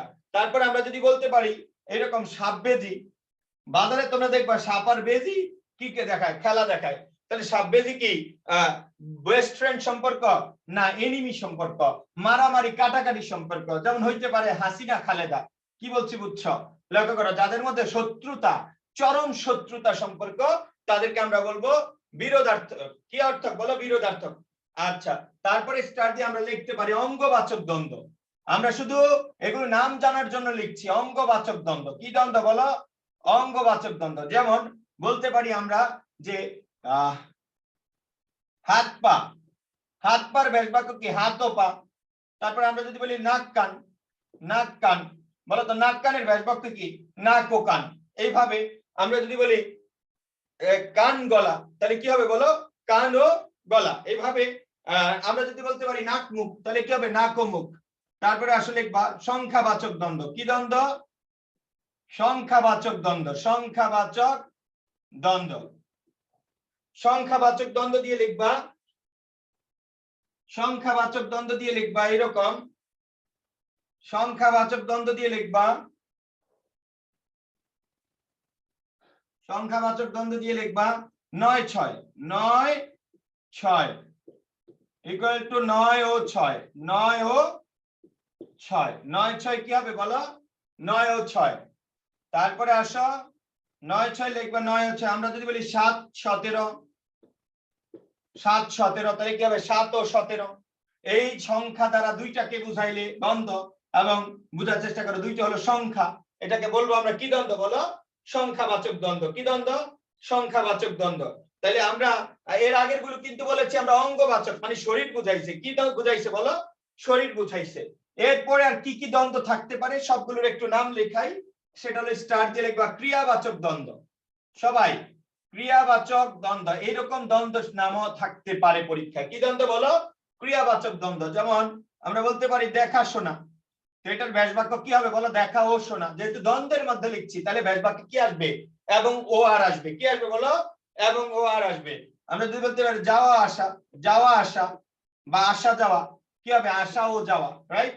আমরা যদি বলতে পারি চলাফেরা, চলাফেরা, তাহলে কি হবে? চলা ও ফিরা। তাহলে এগুলো হলো দুইটা ক্রিয়াবাচক দ্বন্দ্ব। কি দ্বন্দ্ব বলো? ক্রিয়াবাচক দ্বন্দ্ব। তারপরে আমরা লাস্ট ওয়ান লিখতে পারি এইরকম যে ক্রিয়া বিশেষণ দ্বন্দ্ব। ক্রিয়া বিশেষণ দ্বন্দ্ব। স্টার লিখবা ক্রিয়া বিশেষণ দ্বন্দ্ব। এগুলো দ্রুত যাচ্ছি এজন্য, কারণ এগুলো সহজ জিনিস, জাস্ট তোমাদেরকে আমি নামটা জানার চেষ্টা করছি। কি দ্বন্দ্ব বলো? ক্রিয়া বিশেষণ দ্বন্দ্ব। যেমন আমরা যদি বলি ধীরে সুস্থে, ধীরে সুস্থে, তাহলে লক্ষ্য করো এইরকম যদি শব্দ আসে, এই ধীরে সুস্থে এরপরে আরেকটা শব্দ মনে হয় ধীরে সুস্থে বলো, ধীরে সুস্থে খাও, ধীরে সুস্থে যাও। দ্যাট মিন্স এগুলো বিশেষণের কাজ করে। কার? ক্রিয়ার বিশেষণ। মানে এইরকম শব্দগুলো আরেকটা পরবর্তী ক্রিয়াকে মডিফাই করে। যেমন আমরা যদি বলি আকারে ইঙ্গিতে, আকারে ইঙ্গিতে, তাহলে আমরা এটাকে কি বলবো বলো তো? এটাকে আমরা বলতে পারি এরকম যে আকার ইঙ্গিতে বলো, আকার ইঙ্গিতে খাও। ঠিক আছে? তাহলে লক্ষ্য করো ক্রিয়া বিশেষণ মানে এগুলো একটা ক্রিয়ার আবার কি বিশেষণ, মানে এগুলো ক্রিয়া বোঝায়, বাট এটা পরবর্তী ক্রিয়ার কি বোঝায়? বিশেষণ। যেমন ধীরে সুস্থে যাও, ধীরে সুস্থে খাও, ধীরে সুস্থে দেখো, ধীরে সুস্থে চলো, আকার ইঙ্গিতে বলো। এইরকম ভাবে এগুলো হলো কার বিশেষণ বলো? ক্রিয়ার বিশেষণ। ওকে, তারপরে লাস্ট ডিরেক্ট আমরা বলবো বিশেষণ যোগে দ্বন্দ্ব। লাস্ট ওয়ান লিখবা বিশেষণ। আমি এগুলো দ্রুত যাচ্ছি কারণ এগুলো দেখলেই বুঝতে পারবা। বিশেষণ যোগে দ্বন্দ্ব। এবার সরাসরি বিশেষণ বলো। এবার সরাসরি কি? বিশেষণ। বিশেষণ যোগে দ্বন্দ্ব। যেমন আমরা বলতে পারি ভালো মন্দ। এখন তুমি বলতে পারো ভাইয়া এটা তো এরকম হতে পারে ভালো মন্দ মানে ভালো মন্দ, ভালোর বিপরীত মন্দ। তবে একটা জিনিস মাথায় রাখতে হবে তোমাকে, অলওয়েজ বোঝার চেষ্টা করো, এই ভালো একটা বিশেষণ, মন্দ একটা বিশেষণ, ভালো একটা বিশেষণ, মন্দ একটা বিশেষণ। তাহলে দুইটা বিশেষণ, এইটা হলো আগে কি বলতো বিশেষণ। হ্যালো, জি বলো দ্রুত। তাহলে শুনছি আমি ক্লাসে। ওকে, ভালো মন্দ কি হবে, ভালো মন্দ। লক্ষ্য করো ভালো মন্দ এটার বিপরীত কি হবে, ভালো মন্দ হবে। বাট বিপরীতের আগে এটা প্রায়োরিটি পাবে, ভালো আর মন্দ এটা অরিজিনালি একটা অ্যাডজেক্টিভ, এই জন্য এটাকে আমরা বলবো বিশেষণ যোগে দ্বন্দ্ব। যেমন বলি আসল নকল, আসল নকল, তাহলে ব্যাস বাক্য কি হবে, আসল ও নকল। বলো ব্যাস বাক্য কি হবে, আসল ও নকল। আসলের বিপরীত নকল, এটা বিপরীত দ্বন্দ্ব। বাট এই আসল আর নকল এটা কি দ্বন্দ্ব বলো তো, এটা আগে হলো বিশেষণ, এটা প্রায়োরিটি পাবে কি দ্বন্দ্ব বলো, বিশেষণ যোগে দ্বন্দ্ব। কি দ্বন্দ্ব, বিশেষণ যোগে দ্বন্দ্ব। তাহলে আমরা দ্বন্দ্ব সমাসের সবগুলো প্রকারই প্রায় দেখিয়েছি। আমাদের ব্যাড লাক আজকে ইউসিসির ক্লাস, এই জন্য আমাদের সবাই আসতে পারে নাই, সরি পরীক্ষা, অসুবিধা নেই। আমরা যারা আছি আমরা ক্লাসটি আজকে করি। এই সমাস খুবই কঠিন টপিক গুলোর মধ্যে একটা হলো সমাস। এটা যদি একটু মনোযোগ না দাও তাহলে পারবা না। মনে রাখবা তোমরা যারা আছো বা পরবর্তীতে যারা ক্লাসটি করবে, তো এই সমাসটা তোমাকে শিখতে হবে। এখান থেকে প্রশ্ন হয়, বারবারই প্রশ্ন হয়, আর যেই টপিকটা থেকে প্রশ্ন হয় সেটা যত কঠিনই হোক না কেন তোমাকে কি রাখতে হবে, শিখে ফেলতে হবে। ওকে, আর তোমরা যারা উপস্থিত আছো আমি ক্লাস রেকর্ডের দেই এই কারণে, অনেকের যারা আমার প্রত্যেক ব্যাচে মানে গ্রাম থেকে ক্লাস করে কখনো মানে লাইভ ক্লাস করতে পারে না, তাদের উদ্দেশ্যে অন টাইমে দেই। দ্যাট মিন্স এইটা না যে তুমি প্রতিদিন রেকর্ড ক্লাস করবে, তোমাকে অবশ্যই কি করতে হবে, লাইভ ক্লাস করতে হবে। লাইভ ক্লাস করলে সাথে সাথে ক্লাসটা শেষ হয়ে যায়, রেকর্ড ক্লাস করতে একটু সময় লাগে। যে একান্তই গ্রামের সে তো এটা ম্যানেজ করে দিবে, বাট তোমার কাছে তোমার সময় থাকা সত্ত্বেও তুমি যদি রেকর্ডেড ক্লাস করো আমার কোনো অসুবিধা নেই। আমি যাদেরকে ভর্তি নেই প্রত্যেক ব্যাচে 60-70 জন করে ভর্তি নেই, আমি আমার দায়িত্ব পালন করি। বাট তুমি যদি এভাবে রেকর্ড ক্লাস করতে করতে থাকো তাহলে তুমি তো আবার পরীক্ষাগুলো অন টাইমে দিবা না। বাট যারা গ্রামে থাকে তারা ঠিকই কিন্তু পরীক্ষার টাইমে পরীক্ষা অ্যাটেন্ড করে। ঠিক আছে, তো আমি বলবো লাইভ ক্লাসগুলো করে নিবা, এটা তোমার জন্য উপকারে আসবে, এটা তোমার জন্য কাজে আসবে। ওকে, তাহলে আমরা শুধু কি পড়লাম বলো, আমরা পড়লাম দ্বন্দ্ব সমাস। দ্বন্দ্ব সমাসের পরে আমরা লাস্ট ক্লাসে পড়েছিলাম কি সমাস বলো, অব্যয়ীভাব সমাস। পূর্ব পদে প্রাধান্য পাবে আর পূর্ব পদে অব্যয় থাকবে, অব্যয় বলতে বিশেষণ উপসর্গ থাকবে। আর অব্যয়ীভাব গত ক্লাসে আমরা একদমই ডিটেইলস পড়িয়ে দিয়েছি, কারণ অব্যয়ীভাবের কোনো প্রকার নাই, এজন্য অব্যয়ীভাব যা আছে দুনিয়াতে লাস্ট ক্লাস আমরা পড়িয়ে দিয়েছি। ওই উদাহরণগুলো যদি তুমি পড়ো তাহলে অব্যয়ীভাব তুমি মুখস্থ কমন পাবা। ওকে, কারণ অব্যয়ীভাব এর বাইরে খুব কম আছে, ব্যতিক্রম উদাহরণগুলো লাস্ট ক্লাসে দিয়ে দিয়েছি। তাহলে প্রথমে ছিল দ্বন্দ্ব। দ্বন্দ্ব গত ক্লাসে বেসিক পরিচয়ের পর আজকে ডিটেইলস বলে দিয়েছি। এর বাইরে আছে আজকে দ্বন্দ্বের ভিতরে মোস্ট ইম্পর্টেন্ট হলো একশেষ দ্বন্দ্ব, অলুক দ্বন্দ্ব, বহুপ্রতি দ্বন্দ্ব। এই তিনটা দ্বন্দ্ব তোমাকে মাথায় রাখতেই হবে। ওকে, আর বাকিগুলো তো দেখলেই পারবে, একদম ইজি। তারপরে আসো অব্যয়ীভাব গত ক্লাসে শেষ, এটার কোনো প্রকার নাই। এরপরে 3 নম্বরে আসো মোস্ট ইম্পর্টেন্ট, যেটা নিয়ে ঝামেলা হয়, লেখবা কর্মধারয় সমাস। কর্মধারয় সমাস, এটার ভেতরে আছে উপমান, উপমিত, মধ্যপদ, লোপী। তাহলে এই কর্মধারয় সমাসটা তোমাকে মাস্ট জানতেই হবে ভাই, কারণ এটা থেকে মেইনলি প্রশ্ন হয়। ওকে, সবাই একটু মনোযোগ দিতে হবে। যারা পরে ক্লাস করবা পরীক্ষার কারণে অ্যাটেন্ড হইতে পারো নাই, তোমাদেরকেও বলছি তোমরা এটা খুব গুরুত্ব সহকারে পড়বা। ওকে, কর্মধারয় সমাসের বেসিক পরিচয়টা আমরা দেই। এটা পরপদের প্রাধান্য পায়, কারণ যে দুই একজন থাকতে পারো গত ক্লাস করেনি, পরপদের প্রাধান্য পাবে, পরপদের প্রাধান্য পাবে, প্রাধান্য পাবে। ঠিক আছে, পরপদে প্রাধান্য পাবে। তারপরে বলেছিলাম প্রথমে এটুকে থাকো, পরপদে প্রাধান্য পাবে। তারপরে লিখবা ব্যাস বাক্যে, ব্যাস বাক্যে যে, যে সে, যা তা। পরপদে প্রাধান্য পাবে ব্যাস বাক্যে যে, যে সে, যা তা, যিনি তিনি। ব্যাস বাক্যে যে, যে সে, যা তা, যিনি তিনি, ন্যায়, ন্যায়, মত, রূপ। আসবে। ব্যাস বাক্যে যে, যে সে, যা তা, যিনি তিনি, ন্যায়, মত, রূপ আসবে। তাহলে পরপদে প্রাধান্য পাবে, ব্যাস বাক্যে যে আসবে, যে সে আসবে, যা তা আসবে, যিনি তিনি আসবে, ন্যায় আসবে, মত আসবে, রূপ আসবে। এই ন্যায় মত আসে উপমান উপমিত কর্মধারায়, আর রূপ আসে রূপক কর্মধারায়। ওকে, আর যে, যে সে, যা তা, যিনি তিনি আসে এগুলো আছে সাধারণ কর্মধারায়। ওকে, তাহলে এগুলো আমরা পড়বো। আমরা তো গত ক্লাসে কর্মধারায় বেসিক পরিচয় দিয়েছি, ওই ক্লাস থেকে ওটা পড়ে ফেলেছো। এরপর লিখবা কর্মধারয় সমাস 5 প্রকার। সবাই লিখে ফেলো, কর্মধারয় সমাস 5 প্রকার। কর্মধারয় সমাস কত প্রকার? 5 প্রকার। কর্মধারয় সমাস 5 প্রকার। ওকে, এবার আসো ওই 5 প্রকারের ভেতরে 1 নাম্বার লিখবা সাধারণ কর্মধারয়। 1 নাম্বার লিখবা সাধারণ কর্মধারয়। 5 প্রকারের ভেতরে 1 নাম্বার হলো সাধারণ কর্মধারয়। কি কর্মধারয় বলো? সাধারণ কর্মধারয়। কর্মধারয় সমাস 5 প্রকার। 1 নাম্বার হলো সাধারণ কর্মধারয়। বাম পাশে তীর চিহ্ন দিবা। এটা যদি তুমি বই পড়ো 9 10 এর ব্যাকরণ বই দেখে দেখবা, যে কোনো ব্যাকরণ বইতে একই সংজ্ঞা, কারণ এটা তো কেউ পাল্টাতে পারবে না। ব্যাকরণ বই দেখলে তুমি বুঝবা এটাতে এরকম বলা আছে, বিশেষ্য কিংবা বিশেষণ ভাবাপন্ন পদের সাথে বিশেষ্য কিংবা বিশেষণ ভাবাপন্ন পদের যে সমাস হয় তাকে সাধারণ কর্মধারয় সমাস বলে। কিচ্ছু বুঝতে পারোনি, অসুবিধা নাই, বুঝার দরকার নাই। আমি যেই শর্টকাট এটা পড়াবো সেটা তোমাকে ফলো করতে হবে। ওকে, লিখবা এরকম, বিশেষ্যের সাথে বিশেষ্যের যে সমাস হয়, বিশেষ্য প্লাস বিশেষ্য। মনে রাখবা, বিশেষ্য প্লাস বিশেষ্য মিলে যে সমাস হয় সেটা, যে কর্মধারয় সমাস হয় সেটাকে বলবো সাধারণ কর্মধারয়। যেমন জজ সাহেব। কি সাহেব বলো? জজ সাহেব। তাহলে জজ সাহেব হলো, বোঝার চেষ্টা করো, এই জজ বিশেষ্য, সাহেব বিশেষ্য, দুটি বিশেষ্য তখনই কর্মধারয় হবে যখন একজনকে বোঝায়, একটাকে বোঝায়। দুইটা বিশেষ্য কর্মধারয় হতে পারে যদি একজনকে বোঝায়। যেমন বিশেষ্য প্লাস বিশেষ্য, জজ সাহেব। তাহলে লক্ষ্য করো, যিনি জজ তিনি সাহেব, যিনি জজ তিনি সাহেব, জজ সাহেব, যিনি জজ তিনি সাহেব।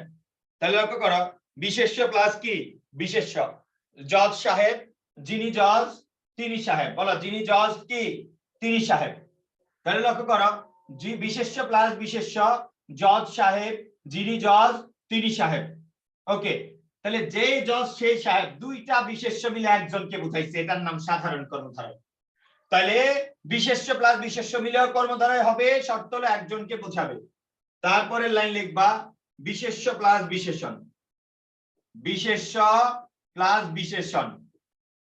মনে রাখবা, আগে সমস্ত পদের আগের অংশ বিশেষ্য, পরের অংশ বিশেষণ মিলেও কর্মধারয় হতে পারে। বিশেষ্য প্লাস কি বলো? বিশেষণ। যেমন আমরা বলতে পারি এইরকম যে আলু সিদ্ধ, আলু সিদ্ধ। ব্যাস বাক্য হবে সিদ্ধ যে আলু, সিদ্ধ যে আলু। মনে রাখবা, আলু একটা নাউন আর সিদ্ধ তার অবস্থান, সিদ্ধ তার কি অবস্থা। তাহলে আলু সিদ্ধ, সিদ্ধ যে আলু। আমরা বলতে পারি এরকম আরেকটা উদাহরণ, যে গল্প প্রেমিক, গল্প প্রেমিক। তাহলে প্রেমিক কিসের প্রেমিক? গল্পের প্রেমিক। লক্ষ্য করে, গল্প হলো বিশেষ্য আর প্রেমিক হলো অ্যাডজেক্টিভ। লিখবা গল্প প্রেমিক যে, গল্প প্রেমিক যে, গল্প প্রেমিক যে। অথবা তোমরা এটা বলতে পারো ষষ্ঠী তৎপুরুষ হইতে পারে, গল্পের প্রেমিক। ঠিক আছে, একটা সমাস একাধিক হতে পারে, এটা মাথায় রাখতে হবে। এগুলো আস্তে আস্তে আমি তোমাদেরকে মেইন পার্ট গুলো কি করে দিব, মানে বুঝিয়ে দিব। তাহলে একটা সব সমাস মাঝে মধ্যে একাধিক উত্তর হতে পারে। একটু যদি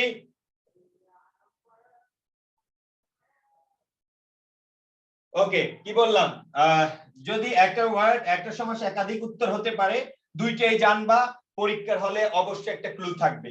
তাহলে লক্ষ্য করো, বিশেষ্য প্লাস বিশেষ্য মিলে সাধারণ কর্মধারয় হয়, বিশেষ্য প্লাস বিশেষণ মিলেও কি হয় বলো, সাধারণ কর্মধারয় হতে পারে। তারপরে এবার আসলে লিখবা, এবার লিখবা উল্টাও এটাকে, বিশেষণ প্লাস বিশেষ্য, বিশেষণ প্লাস বিশেষ্য, বিশেষণ প্লাস বিশেষ্য মিলেও সাধারণ কর্মধারয় হতে পারে। যেমন আমরা এটাকে বলবো এইরকম, আগে বিশেষণ পরে কি বিশেষ্য। আমরা বলতে পারি জ্ঞানী লোক, জ্ঞানী লোক। এই লোকটা হলো নাউন আর জ্ঞানটা হলো অ্যাডজেক্টিভ। লোককে বোঝাইছে, পরে প্রথমে অ্যাডজেক্টিভ আছে। তাহলে লক্ষ্য করো, পরপদে প্রাধান্য পায় প্রথমে যদি বিশেষণ থাকে, এটা কি সমস্যা হতে পারে? সাধারণ কর্মধারায়। যেমন জ্ঞানী যে লোক, জ্ঞানী যে লোক, বলো জ্ঞানী যে লোক, জ্ঞানী যে লোক। তারপরে আসো, তাহলে বিশেষণ প্লাস কি বলো? বিশেষ্য। বিশেষণ প্লাস বিশেষ্য। আমরা যদি বলতে পারি এরকম, নীল পদ্ম, কি পদ্ম? নীল পদ্ম, নীল পদ্ম। লক্ষ্য করো পদ্মটা কেমন? নীল, লেখবা নীল যে পদ্ম, নীল যে পদ্ম। তাহলে আগে বিশেষণ পরে বিশেষ্য, আগে বিশেষণ পরে বিশেষ্য মিলে যে কর্মধারায় হয় তার নাম সাধারণ কর্মধারায়। তার নাম কি? সাধারণ কর্মধারায়। তারপরে লিখবা দুইটাই বিশেষণ, দুইটাই কি বলো? বিশেষণ। বিশেষণ প্লাস বিশেষণ, দুইটা বিশেষণ মিলেও কর্মধারায় হবে, তার নাম হবে সাধারণ কর্মধারায়। বিশেষণ প্লাস কি বলো? বিশেষণ। যেমন বিশেষণ প্লাস বিশেষণ লিখবা এরকম, দুইটাই কাঁচা মিঠা, কাঁচা মিঠা, কাঁচা মিঠা, কাঁচা মিঠা। লিখবা যা কাঁচা, যা কাঁচা তাই মিঠা, যা কাঁচা তাই মিঠা। তাহলে কাঁচা মিঠা কি হবে? যা কাঁচা তাই মিঠা। এই যে লক্ষ্য করো, কাঁচা মিঠা, যা কাঁচা তাই মিঠা, কাঁচা মিঠা যা কাঁচা। তাহলে দুইটা বিশেষণ, কাঁচাও বিশেষণ মিঠাও বিশেষণ, দুইটা বিশেষণ মিলে সাধারণ কর্মধারায় হয়। তবে শর্ত হলো একটা জিনিসকে বুঝাইতে হবে। যেমন আমি যদি বলি চালাক চতুর, চালাক চতুর, চালাক চতুর। লিখবা যে চালাক সে চতুর, যে চালাক সে চতুর। তাহলে চালাক চতুর, যে চালাক সে চতুর। তাহলে চালাক চতুর কি হয়? যে চালাক সে চতুর, যে চালাক সে চতুর।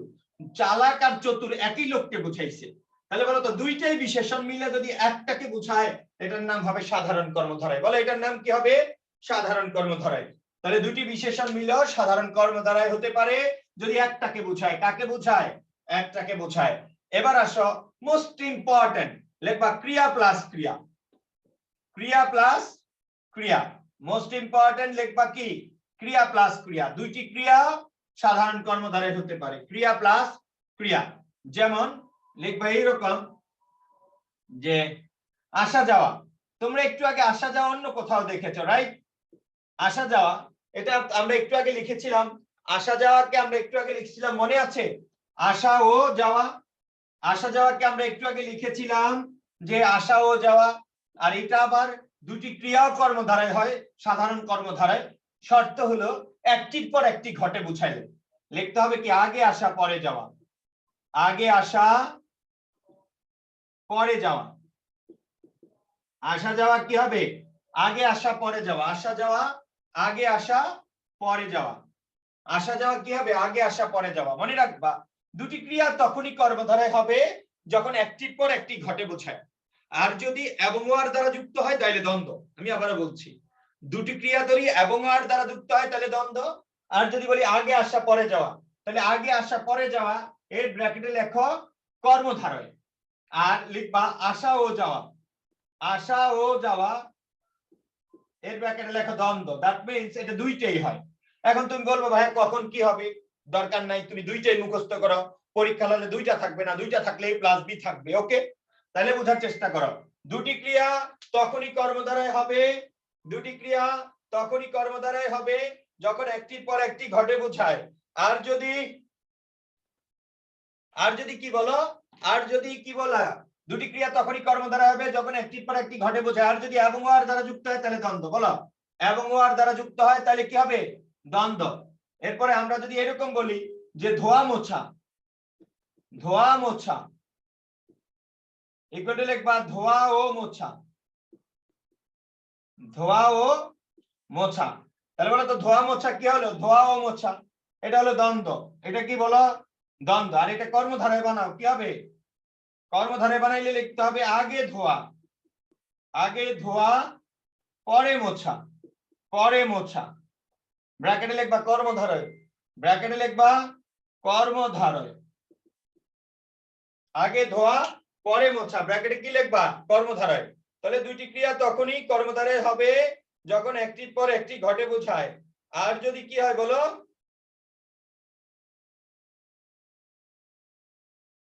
আচ্ছা কি বললাম, দুটি ক্রিয়া তখনই কর্মধারয় হবে যখন একটির পর একটি ঘটে বোঝায়, আর যদি এবং ও আর দ্বারা বোঝায় তাহলে দ্বন্দ্ব। মাথায় রাখতে হবে, দুইটা ক্রিয়া কর্মধারয় হতে পারে, দ্বন্দ্ব হতে পারে। যদি একটার পর একটা ঘটে বোঝায় এইরকম ব্যাস বাক্য দিয়ে আসে তাহলে হবে মাস্ট এটা কি কর্মধারয়। আর যদি এবং ও আর দ্বারা যুক্ত হয় তাহলে কি দ্বন্দ্ব। আর শুধু যদি বলে আসা যাওয়া কোন সমাস, অবশ্যই দ্বন্দ্ব হতে পারে, কর্মধারয় হতে পারে। অপশনে যদি একটা থাকে, যেটা থাকে এটাই উত্তর। ওকে, আর যদি অপশনে a প্লাস বি থাকে, দুইটাই উত্তর। বলো a প্লাস বি থাকলে দুইটাই কি হবে, উত্তর হবে। ওকে, তাহলে এই জন্য আমরা শেষ করলাম কি বলতো, আমরা শেষ করলাম সাধারণ কর্মধারয়। আমরা শেষ করলাম কি বলো, সাধারণ কর্মধারয়। ওকে, এবার আসো লিখবা কর্মধারয়। কর্মধারয় সমাসে নিম্ন পরিবর্তন আসে, সবাই লিখে বলো কর্মধারয় সমাসে নিম্ন পরিবর্তন আসে। কর্মধারয় সমাসে নিম্ন পরিবর্তন আসে। কর্মধারয় সমাসে নিম্ন পরিবর্তন আসে, আন্ডারলাইন। কর্মধারয় সমাসে নিম্ন পরিবর্তন আসে। লিখবা সমস্ত পদে পুরুষবাচক শব্দ থাকলে, পরের লাইন কর্মধারয় সমাসে নিম্ন পরিবর্তন আসে, আন্ডারলাইন। তীর চিহ্ন দিয়ে লিখতে থাকো, আমি বলতে থাকি তুমি লিখতে থাকো। বাম পাশে কর্মধারয় সমাসে নিম্ন পরিবর্তন আসে, বাম পাশে নিচে তীর চিহ্ন দিয়ে লিখবা সমস্ত পদে পুরুষবাচক শব্দ থাকলে ব্যাস বাক্যে স্ত্রীবাচক শব্দ হয়। সমস্ত পদে পুরুষবাচক শব্দ থাকলে ব্যাস বাক্যে স্ত্রীবাচক শব্দ হয়। যেমন সুন্দরলতা, এটার ব্যাস বাক্য হবে সুন্দরী যে লতা। সুন্দরলতা সমস্ত পদে পুরুষবাচক শব্দ থাকলে ব্যাস বাক্যে স্ত্রীবাচক শব্দ হবে। এখন তুমি বলবা ভাইয়া সুন্দরলতা এটা কেমনে পুরুষ? অবশ্যই সুন্দরী যদি স্ত্রী হয় তাহলে সুন্দর পুরুষ হইতে পারে, স্ত্রী হইতে পারে।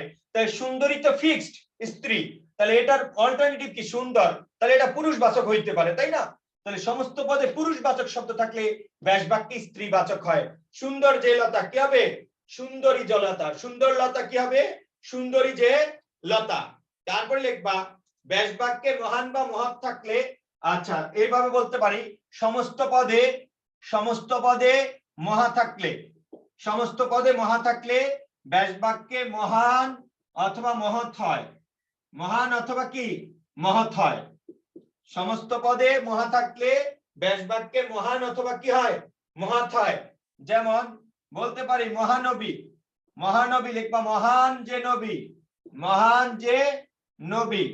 লক্ষ্য করো ব্যাস বাক্যে মহা ছিল, সরি সমস্ত পদে মহা ছিল, ব্যাস বাক্যে মহান হয়েছে। তো আমরা কি লিখলাম, সমস্ত পদে মহা থাকলে ব্যাস বাক্যে মহান বা মহৎ হয়। সমস্ত পদে মহান থাকলে ব্যাস বাক্যে কি হয়, মহান বা মহৎ হয়। তারপরে আমরা বলতে পারি মহাজ্ঞান, মহাজ্ঞানী বা মহাজ্ঞান লিখবা মহাজ্ঞান লিখবা মহৎ যে জ্ঞান, মহৎ যে জ্ঞান। মহাজ্ঞান মানে কি বলো, মহৎ যে জ্ঞান। মহাজ্ঞান মানে কি, মহৎ যে জ্ঞান।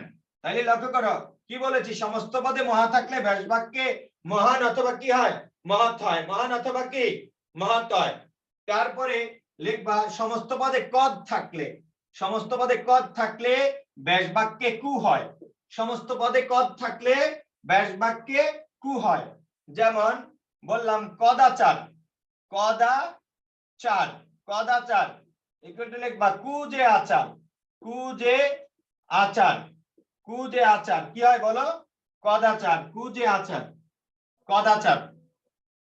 কদাচার কি হবে, কু যে আচার, কদাচার, কু যে আচার, উভয় মিলে হয় কি বলো, কদাচার, কু যে আচার। তাহলে কি বললাম, সমস্ত পদে কদ থাকলে ব্যাস বাক্যে কি হবে, কু হবে। সমস্ত পদে কদ থাকলে ব্যাস বাক্যে কি হবে, কু হবে। তারপর লিখবা সমস্ত পদে রাজ থাকলে, রাজ থাকলে ব্যাস বাক্যে রাজা হবে, ব্যাস বাক্যে রাজা হবে। সমস্ত পদে রাজ থাকলে ব্যাস বাক্যে কি হবে, রাজ হবে। সমস্ত পদে রাজ থাকলে ব্যাস বাক্যে কি হবে, রাজা হবে। যেমন আমরা বলতে পারি মহারাজ, মহারাজ তাহলে মহা থাকায় কি হয়, মহান হয়। তাহলে কি হবে, মহান যে রাজ না রাজা, রাজা। মহারাজ কি হবে, মহান যে রাজা। মহারাজ কি হবে বলো, মহান যে রাজা। ওকে, বলো তো তোমরা যারা উপস্থিত আছো তোমরা কি ক্লাস কি বুঝতে পারতেছো? আমি একটু ইন ডিটেইলস পড়াচ্ছি, নাহলে শিখতে পারবা না, নাহলে পরীক্ষা কমন আসবে না। আমি সব শিখিয়ে দিচ্ছি। ওকে, আর বলো তো কমেন্ট সেকশনে জানাও বুঝতে পারছো কিনা। একটু ফাস্ট হইতে হবে, এত বোকার মতো থাকলে হবে না। ওকে, তোনা জিনা, ঠিক আছে আইসি।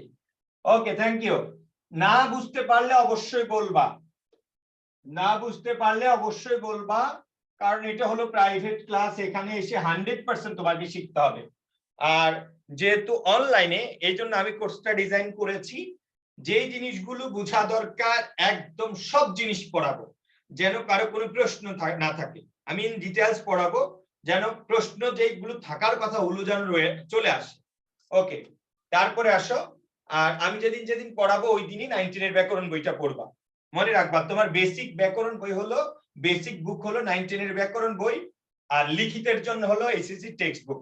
মনে রাখবা, যারা তোমরা আমাকে বিশ্বাস করো, টেক্সট বুক ছাড়া চান্স পাবা না। হ্যাঁ, টেক্সট বুক ছাড়া রিটেন অ্যান্সার করতে পারবে না। আমি এগুলোর উপর অনেক ক্লাস দিব, ঠিক আছে? আর এখন যেহেতু পরীক্ষাটা চলমান আছে, পরীক্ষাগুলো দিবা।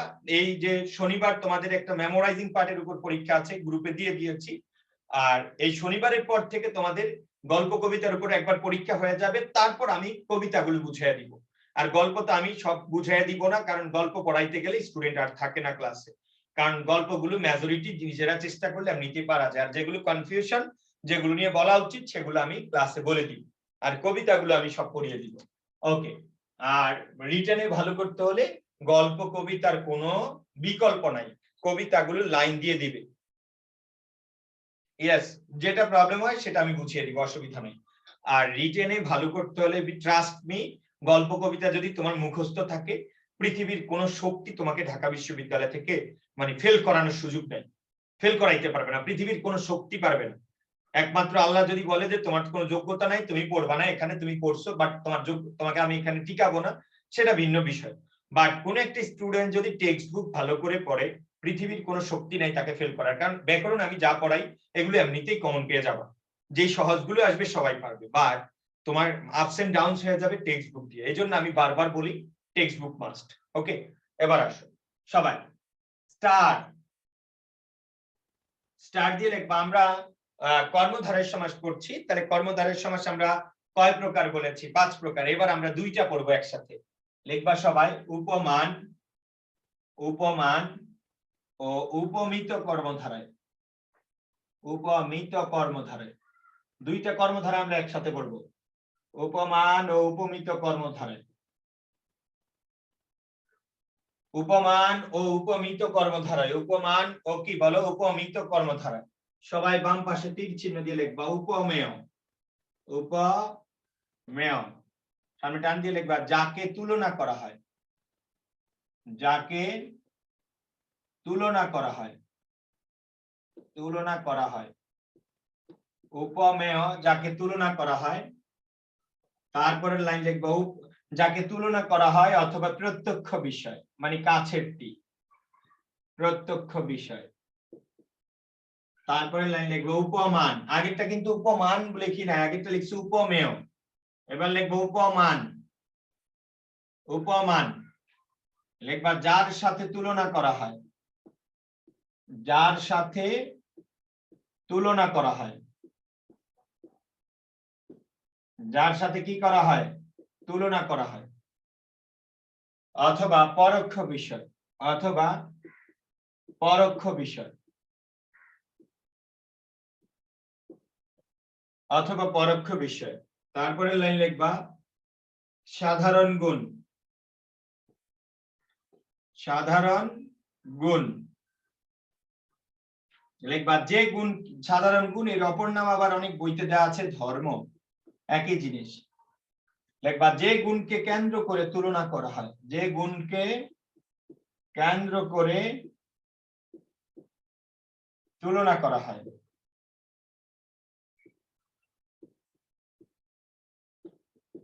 যে গুণকে কেন্দ্র করে তুলনা করা হয়, যে গুণকে, সাধারণ গুণ, সাধারণ গুণ অথবা ধর্ম। লিখবা যে গুণকে কেন্দ্র করে তুলনা করা হয়।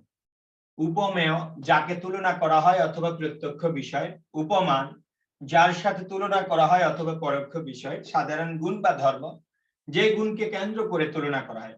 তাহলে এই তিনটা বিষয় এখনই মুখস্থ করবা, কোনটার নাম উপমেয়, কোনটা উপমান, কোনটা সাধারণ গুণ বা ধর্ম। সবাই একদম মুখস্থ, একদম, মানে এটা একটু বাদ দিবা না। এই তিনটা জিনিস মুখস্থ করার পর আমি বাকিটুকু পড়াবো। ওকে,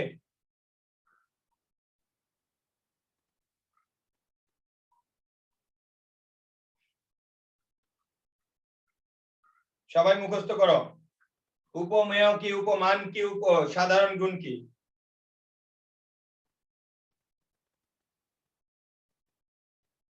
সবাই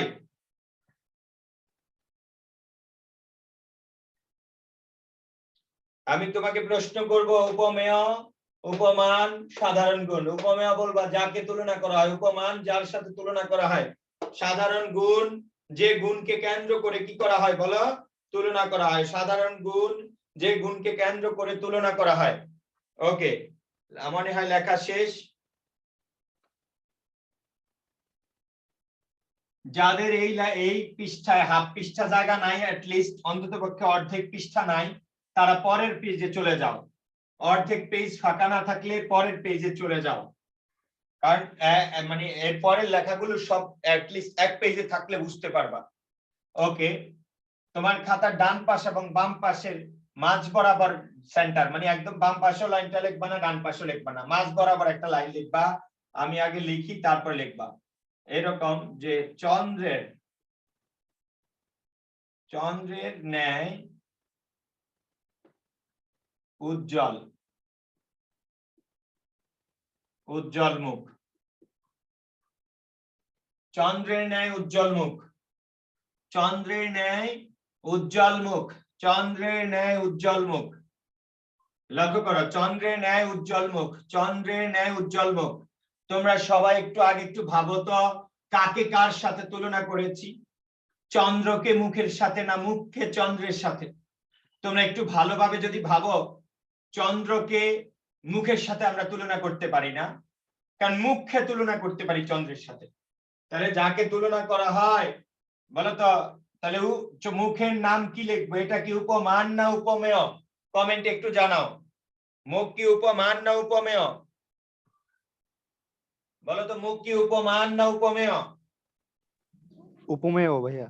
উপমেয়, থ্যাংক ইউ ভেরি মাচ। এটা হলো উপমেয়। এটা কি বলো? উপমেয়। আর বলো চন্দ্র কি তাহলে? উপমান। তাহলে মুখকে তুলনা করেছি চন্দ্রের সাথে। যাকে যার সাথে তুলনা করা হয় বোঝার চেষ্টা করো। মুখকে তুলনা করেছি চন্দ্রের সাথে, মুখকে তুলনা করলাম চন্দ্রের সাথে। মুখ হলো উপমেয় আর চন্দ্র হলো উপমান। বলো, চন্দ্র কি? উপমান। তাইলে এবার এই মুখ আর চন্দ্রের ভেতরে আমরা একজনকে আরেকজনের সাথে তুলনা করার সময় বলি, তুমি আমার মতো ভালো, তুমি আমার মতো কালো, তুমি আমার মতো সুন্দর। এই যে ভালো, কালো, সুন্দর, এই গুণগুলোকে আমরা বলবো কি গুণ বলো? সাধারণ গুণ। তাহলে এই উজ্জ্বল একটা সাধারণ গুণ। উজ্জ্বল একটা কি? সাধারণ গুণ। উজ্জ্বল একটা সাধারণ গুণ।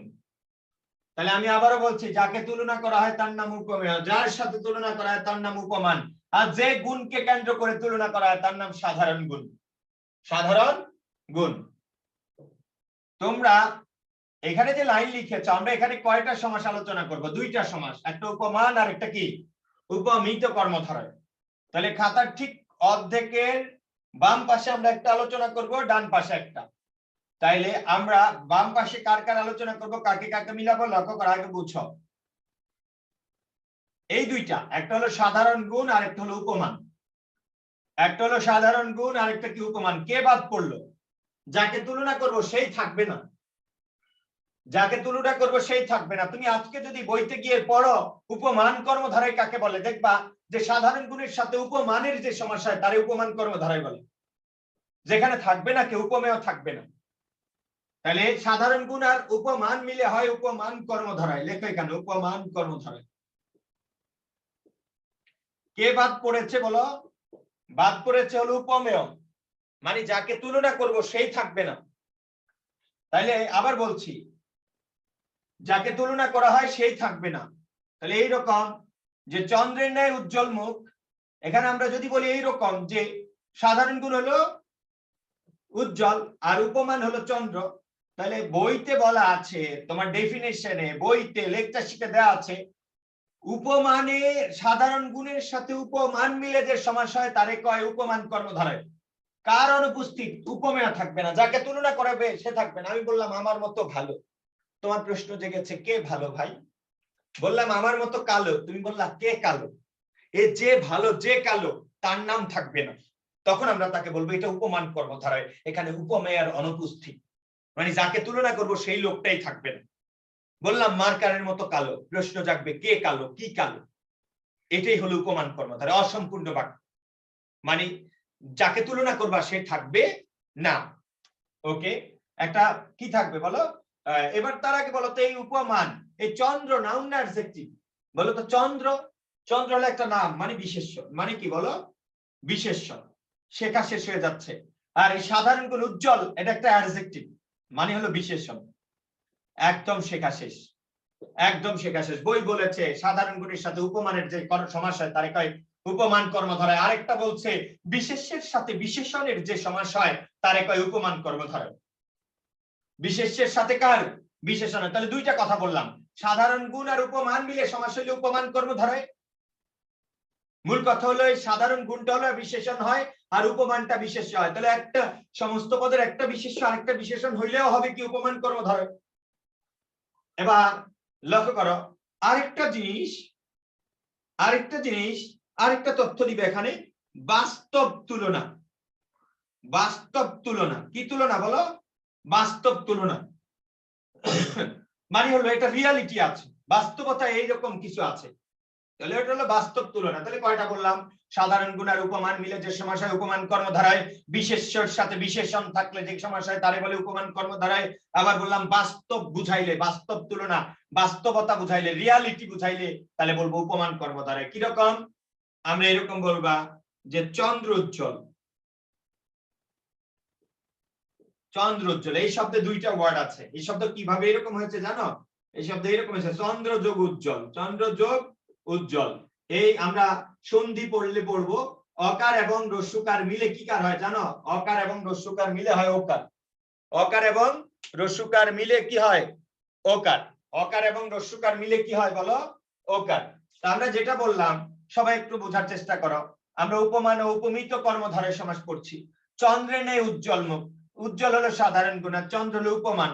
যাকে তুলনা করা হয় তারে বলে উপমেয়, যার সাথে তুলনা করা হয় তারে বলে উপমান, আর যে গুণকে কেন্দ্র করে তুলনা করা হয় তাকে বলে সাধারণ গুণ। এবার আসো তাহলে সাধারণ গুণ আর উপমান মিলে উপমান কর্মধারয়, এইটা হলো বিশেষ্য আর এটা হলো বিশেষণ। সমস্ত পদে একটা বিশেষ্য আরেকটা বিশেষণ দেখলেই বলবো এটা একটা উপমান কর্মধারয়। আর এখানে আরেকটা তথ্য দিলাম বাস্তব তুলনা, মানে এটা কোনো কাল্পনিক কথা না, বাস্তবে এরকম মিল আছে। যেমন চন্দ্র উজ্জ্বল, তাহলে চন্দ্র আছে উজ্জ্বল আছে, চন্দ্র হলো নাউন, উজ্জ্বল হলো অ্যাডজেক্টিভ। তো নাউন আর অ্যাডজেক্টিভ দেখলে চোখ বন্ধ করে বলে দিবা এটা একটা উপমান কর্মধারয়। তাই এটার ব্যাস বাক্য কি হবে? চন্দ্রের ন্যায় উজ্জ্বল, চন্দ্রের ন্যায় উজ্জ্বল। এখন তুমি প্রশ্ন করবা চন্দ্রের ন্যায় উজ্জ্বল কি উজ্জ্বল? কি উজ্জ্বল সেটা বলা নাই, তার মানে এটা একটা উপমান কর্মধারয়, কারণ কি উজ্জ্বল সেটা বলা নেই, মনে রাখবা।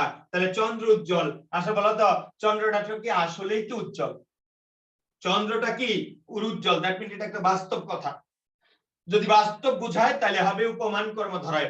যদি সমস্ত পদে একটা বিশেষ্য থাকে আর একটা বিশেষণ থাকে তারে বলে উপমান কর্মধারয়।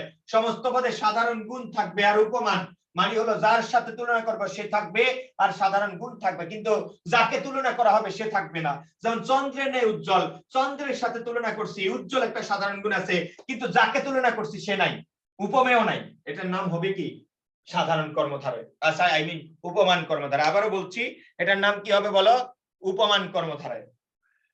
এবার আসো, তো যেটা বললাম সমস্ত পদে যদি একটা বিশেষ্য আর একটা বিশেষণ থাকে তাহলে আমরা তাকে বলবো উপমান কর্মধারয়, টেনশন ফ্রি। সমস্ত পদে দুইটা পদ থাকে, একটা বিশেষ্য যদি হয় আর একটা বিশেষণ। আরো সহজ ভাবে যদি বলি, সমস্ত পদে যদি দেখো বিশেষণ আছে, চিন্তা ভাবনা ছাড়াই বলে দিবে এটা একটা উপমান কর্মধারয়। সমস্ত পদে বিশেষণ থাকলেই উপমান কর্মধারয়। ওকে, এবার আসো তাহলে আমরা তো একটা আলোচনা করলাম এভাবে। এবার এই উপমান আর উপমেয়, এবার কে বাদ পড়েছে বলতো? উপমান আর উপমেয় এবার বাদ পড়েছে সাধারণ গুণ। কোন গুণ থাকবে না, কোন তুলনা বুঝা মানে কোন বিশেষণ থাকবে না, সরাসরি তুলনা। বললাম তুমি আমার মতো, আমি তোমার মতো, মার্কার কলমের মতো, চন্দ্র সূর্যের মতো। ডিরেক্ট তুলনা করলে সেটা হবে কি বলো? সেটা হবে উপমিত কর্মধারয়। লক্ষ্য করো, কি থাকবে না? সাধারণ গুণ থাকবে না, অ্যাডজেক্টিভ থাকবে না। ডিরেক্ট তুলনা কার সাথে কার? উপমেয়ের সাথে উপমানের যে সমাস হয় তারে কয় উপমিত কর্মধারয়। কার কার মিলে হয়েছে? উপমেয় আর উপমান, এটা মিলে হয় উপমিত কর্মধারয়। উপমিত কর্মধারয়। আমরা যারা পরীক্ষা দিয়ে এক দুজনে আসছো, আমরা উপমান আর উপমিত কর্মধারয় পড়ছি। তাহলে আমরা যাকে তুলনা করি তাকে বলি উপমেয়, যার সাথে তুলনা করা হয় তার নাম উপমান, আর যে গুণকে তুলনা করা হয় সেটা হলো সাধারণ গুণ। এই সাধারণ গুণ আর উপমেয় মিলে হয় উপমান কর্মধারয়। সমস্ত পদে একটা বিশেষ্য থাকবে আর একটা বিশেষণ থাকবে। বাস্তব তুলনা বুঝাইলে হয় উপমেয় কর্ম উপমান কর্মধারয়। আর উপমেয় আর উপমানে মিলে হয় উপমিত কর্মধারয়। কোনো বিশেষণ থাকবে না। ডিরেক্ট উপমেয়ের সাথে উপমানের তুলনা হবে উপমিত কর্মধারয়। এবার তোমরা বলো, মুখ একটা কি নাউন না অ্যাডজেক্টিভ? নিশ্চিত নাউন। চন্দ্র কি নাউন? চন্দ্র নাউন, মুখ নাউন। তোমরা যখন বই পড়তে যাবা, বইয়ে পড়বা উপমিত কারে বলে, এটা বলে, প্রথম উদাহরণটা দেয়া আছে, উপমেয়ের সাথে উপমানের যে সমাস হয় তারে বলে উপমিত কর্মধারয়। উপমেয়ের সাথে উপমানের যে সমাস হয় তারে বলে উপমিত কর্মধারয়। আরেকটা সংজ্ঞা বলেছে, বিশেষ্যের সাথে বিশেষ্য, মুখ বিশেষ্য, চন্দ্র বিশেষ্য। তাহলে লিখবা বিশেষ্য প্লাস বিশেষ্য, শেখা শেষ। বিশেষ্য প্লাস বিশেষ্য। উপমিত হইতে হইলে সমস্ত পদে যে দুইটা ওয়ার্ড থাকবে, পূর্ব পদ আর পরপদ, দুইটাই বিশেষ্য। আর উপমান হইতে হইলে একটা বিশেষ্য আর একটা বিশেষণ। সমস্ত পদে বিশেষণের উপস্থিতি দেখলেই চোখ বন্ধ করে বলে দিবে এটা একটা উপমান কর্মধারয়। তোমাদেরকে অনেক টিচার পড়াইছে, আগে নেয় থাকলে এটা হবে, পরে নেয় থাকলে ওটা হবে, একদম ভুয়া। ওই স্টাইলে পড়া যাবে না, সমস্ত পদ দেখে কল্পনা করতে হবে। বিশেষণ আছে মানে হলো উপমান কর্মধারয়, আর দুইটাই বিশেষ্য মানে হলো উপমিত কর্মধারয়। বাস্তবতার সাথে তুলনা বুঝাইবে, বাস্তব কথা বললে হয় উপমেয়, আর মিথ্যা বুঝাইলে মিথ্যা কথা, অবাস্তব কল্পনা। তাহলে আমরা বলছি উপমেয়ের সাথে উপমানের যে সমাস হয় তারে বলে উপমিত কর্মধারয়। আবার বলেছি এটাও বিশেষ্য এটাও বিশেষ্য। বিশেষ্যের সাথে বিশেষ্যের তুলনা, কোনো সাধারণ গুণ থাকবে না, কোনো সাধারণ গুণ থাকবে না। এবার এখানে লিখবা আরেকটা কথা, অবাস্তব কথা, অবাস্তব তুলনা, অবাস্তব তুলনা। যদি এই তুলনাটার সাথে কোনো মিল না থাকে, বাস্তবতার কোনো মিল না থাকে, তারে আমরা বলবো কি বলো? সেটাকে আমরা বলবো উপমিত কর্মধারয়। যেমন লিখবা চন্দ্রমুখ, চন্দ্রমুখ। এবার বলতে এই চন্দ্রমুখের ভিতরে একটা চন্দ্র আর একটা মুখ। চন্দ্র মানে নাম, এটা হলো নাউন, আর মুখ নাম, এটাও নাউন। দুইটাই বিশেষ্য। আর দুইটা বিশেষ্য হইলে আর ভাবার দরকার নাই, চোখ বন্ধ করে বলে দিবা এটা একটা উপমিত কর্মধারয়। সমস্ত পদে দুইটা বিশেষ্য থাকলে উপমিত, আর একটা বিশেষ্য একটা বিশেষণ থাকলে হয় উপমান। সমস্ত পদ দ্বারা যদি বাস্তবতা বুঝায়, যেমন রক্ত লাল, রক্ত আসলেই লাল, তার মানে এটা একটা বাস্তব কথা, এই জন্য এটা উপমান কর্মধারয়। আর সমস্ত পদ দ্বারা যদি অবাস্তব কথা বুঝায়, মুখ চন্দ্র বা চন্দ্রমুখ, মুখ কি কখনো চন্দ্রের মতো হয়? না, এটা হয় না, এটা ইম্পসিবল, ইলজিক্যাল কথা। এই জন্য ইলজিক্যাল হইলে কি হবে? উপমিত। চন্দ্রমুখ। এখন ব্যাস বাক্য কিভাবে করবা? মুখকে তুলনা করছো চন্দ্রের সাথে, না চন্দ্রকে তুলনা করেছো মুখের সাথে? মনে রাখবা চন্দ্রমুখ মানে মুখটা কার সাথে? চন্দ্রের সাথে। তাহলে ব্যাস বাক্য লিখতে একটা ঝামেলা তৈরি হয়ে যাবে, আজকের পরে যেন ঝামেলা না হয়। মনে রাখবা উপমিতের ব্যাস বাক্য দুইটাই যেহেতু বিশেষ্য, তাহলে যাকে তুলনা করবা তার নাম আগে দিয়ে ব্যাস বাক্য শুরু করবা, সঠিক হয়ে যাবে। তাহলে কাকে তুলনা করেছো? মুখকে। কার সাথে? চন্দ্রের সাথে। তাহলে মুখ আগে লিখবা, লিখবা মুখ চন্দ্রের ন্যায়, মুখ চন্দ্রের ন্যায়। মুখ কার ন্যায় বলো? চন্দ্রের ন্যায়। মুখ চন্দ্রের ন্যায়, মুখ চন্দ্রের ন্যায়। তাহলে যাকে তুলনা করবে তার নাম আগে দিয়ে দিবা। ওকে, এবার আসো, আমরা তো দুইটা জায়গায় দুই পাঠ করছি, এ পাশে হলো উপমান কর্মধারায়, এ পাশে হলো উপমিত কর্মধারায়। উপমান কর্মধারায় একটা বিশেষ্য আর একটা বিশেষণ, বাস্তব তুলনা বুঝাবে, বাস্তব কথা বলবে। উপমান কর্মধারায় একটা বিশেষ্য আর একটা বিশেষ্য, দুইটাই বিশেষ্য। অবাস্তব তুলনা, যেমন মুখ কখনো চন্দ্রের মতো হয় না। ওকে, বলি না আমরা সিংহ পুরুষ, পুরুষ কি কখনো সিংহের মতো হয়? হয় না। তাহলে অবাস্তব কথা। তাহলে কি বলো? সিংহ বিশেষ্য, পুরুষ বিশেষ্য, দুইটা বিশেষ্যের সাথে অবাস্তব তুলনা হয়েছে, তাহলে উপমিত কর্মধারয়। ওকে, এবার বলতো নিম তিতা, তাহলে তিতা কি? নিম। নিমটা তো আসলেই তিতা, নিমের গুণ কি? তিতা। তো এটা বাস্তব কথা, তাহলে কি হবে বলো? উপমান কর্মধারয়। ওকে, উপমান কর্মধারয়। আরেকটা কথা, নিম নাউন আর তিতা হলো অ্যাডজেক্টিভ, তাহলে নাউনের সাথে অ্যাডজেক্টিভের সমাস হলে হবে উপমান কর্মধারয়। ওকে, আমরা যদি বলি এরকম, লক্ষ্য করো, আমরা যদি বলি এরকম তুষার শুভ্র, শুভ্র মানে কি? সাদা। তুষার মানে বরফ, বরফটা সাদা, তাহলে তুষার কি সাদা হয় না কালো হয়? এই বলো তো এটা কি হবে? তুষার শুভ্র কোন সমাস তোমরা বলো? তুষার শুভ্র কোন সমাস তোমরা বলো? ভাইয়া উপমান। উপমান। এই বুঝতে পারতেছো তোমরা আমি কিভাবে বুঝাই, কি বুঝাতে চাচ্ছি? জি ভাইয়া, ওকে, বুঝতে পেরেছি। তাহলে বললাম তোমরা এবার বুঝতে পারবে, একদম ইজি সহজ, অনেক কঠিন না। আমি বললাম আমি এরকম বললাম, লক্ষ্য করো, কাজল মুখ। কাজল মুখ, মুখ কি কখনো কাজল মুখ, আরেকটা হলো কাজল কালো। বলো তো কাজল মুখ, মুখ কি কখনো কাজলের মতো হয়? একদম কাজলের মতো হয় না। তাহলে কাজলও বিশেষ্য, মুখও বিশেষ্য। দ্যাট মিনস এটা একটা অবাস্তব কথা। বাট কাজল কালো, কাজলের মতো কালো, বোঝার চেষ্টা করো, কাজলের মতো কালো। তাহলে কাজল কালো, এটা আবার চিন্তা করবে, লক্ষ্য করো, ওই যে বাস্তব অবাস্তব দিয়ে ডিরেক্ট সব জায়গায় হয় না, অনেক টিচার শুধু এইটুক দিয়ে পড়া দেয়, বাস্তব আর অবাস্তব। এই জন্য আমি তিনটা আলাদা ভেরিয়েশন দিছি। কাজল কালো, কালো একটা অ্যাডজেক্টিভ, আর কাজল নাউন। অ্যাডজেক্টিভের সাথে নাউনের যে কম্পারিজন হয় সেটা হবে কি? উপমান কর্মধারয়। আর অনেকে সবাই তোমাকে ডিরেক্ট বলে দিবে বাস্তব তুলনার অবাস্তব। বাস্তব হইলে কি বলতো?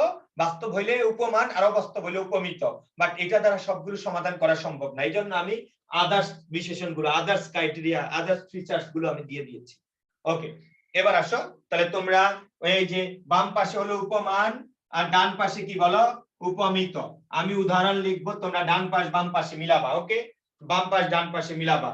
আমি যদি বলি এইরকম, তোমরা কোন জায়গায় লিখবে এটা তোমরা নিজেরা লেখো। আমি বললাম রক্ত লাল, রক্ত লাল। বলো তো রক্ত লাল, এটা কি সমাস? তোমরা অবশ্যই বুঝতে পারবা, লাল একটা অ্যাডজেক্টিভ আর রক্ত নাম, তাহলে এই রক্তটা আসলেই লাল হয়, তার মানে এটা উপমান।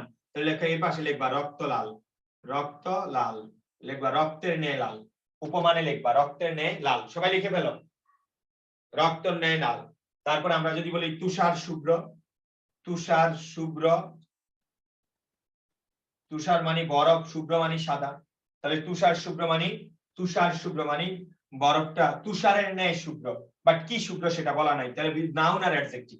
ওকে, এটা বাম পাশে লিখবা, উপমানে লিখবা। ওকে, তারপর আমরা বলে লিখতে পারি এখানে নিম তিতা, নিম তিতা, তাহলে তিতা একটা অ্যাডজেক্টিভ আর নিম নাউন। নিমের ন্যায় তিতা। ওকে, নিমটা আসলেই তিতা, বাস্তবতা মিল আছে। লিখবা নিমের ন্যায় তিতা। কি কার ন্যায় তিতা? নিমের ন্যায় তিতা। ওকে, এবার আসো, আমি যদি একটা উদাহরণ বলি তোমরা নিজেরাই বলবা, অরুণ রাঙা, অরুণ রাঙা। তারপরে তো এখানে অরুণ মানে সূর্য, আর রাঙা মানে কি? লাল। তো সূর্যটা লাল, তাহলে বলো তো অরুণ রাঙা, অরুণ রাঙা। তাহলে এটা কোনটার মধ্যে পড়বে বলো তো? উপমান। ইয়েস ইয়েস, অনেকে কমেন্ট করেছো, থ্যাংক ইউ, এখন বুঝতে পেরেছো। তাহলে অরুণ রাঙা এখানে লেখো, এটার ভেতরে লেখো অরুণ রাঙা, সবাই লেখো অরুণ রাঙা, অরুণ রাঙা। এটা হলো উপমান কর্মধারের ভিতরে পড়বে, উপমান কর্মধারের ভিতরে পড়বে। ওকে, তারপরে লক্ষ্য করো, আমরা উপমান বুঝতে পেরেছি, বিশেষ্যের সাথে বিশেষণের তুলনা হলে উপমান হয়ে যাবে। এবার আমরা যদি বলি পুরুষ সিংহ, তোমরা ডান পাশে লিখবা না বাম পাশে? তোমরা লিখবা পুরুষ সিংহ। তাহলে পুরুষ সিংহ, উপমেয় ভাইয়া। এটা কি উপমান না উপমিত? উপমেয় বলতে কোনো সমস্যা নাই। উপমিত। উপমিত। উপমিত। পুরুষ সিংহের ন্যায়, পুরুষ সিংহের ন্যায়, পুরুষ সিংহ, বেশ, বাক্য লেখো পুরুষ সিংহের ন্যায়। ভাইয়া সিংহ পুরুষ হয় না? হ্যাঁ, সিংহ পুরুষ হবে, অসুবিধা নাই। পুরুষ সিংহ বা সিংহ পুরুষ দুইটাই হবে, একই কথা। সিংহ পুরুষ লিখতে পারো, এটা সুন্দর, সিংহ পুরুষ, সিংহ পুরুষ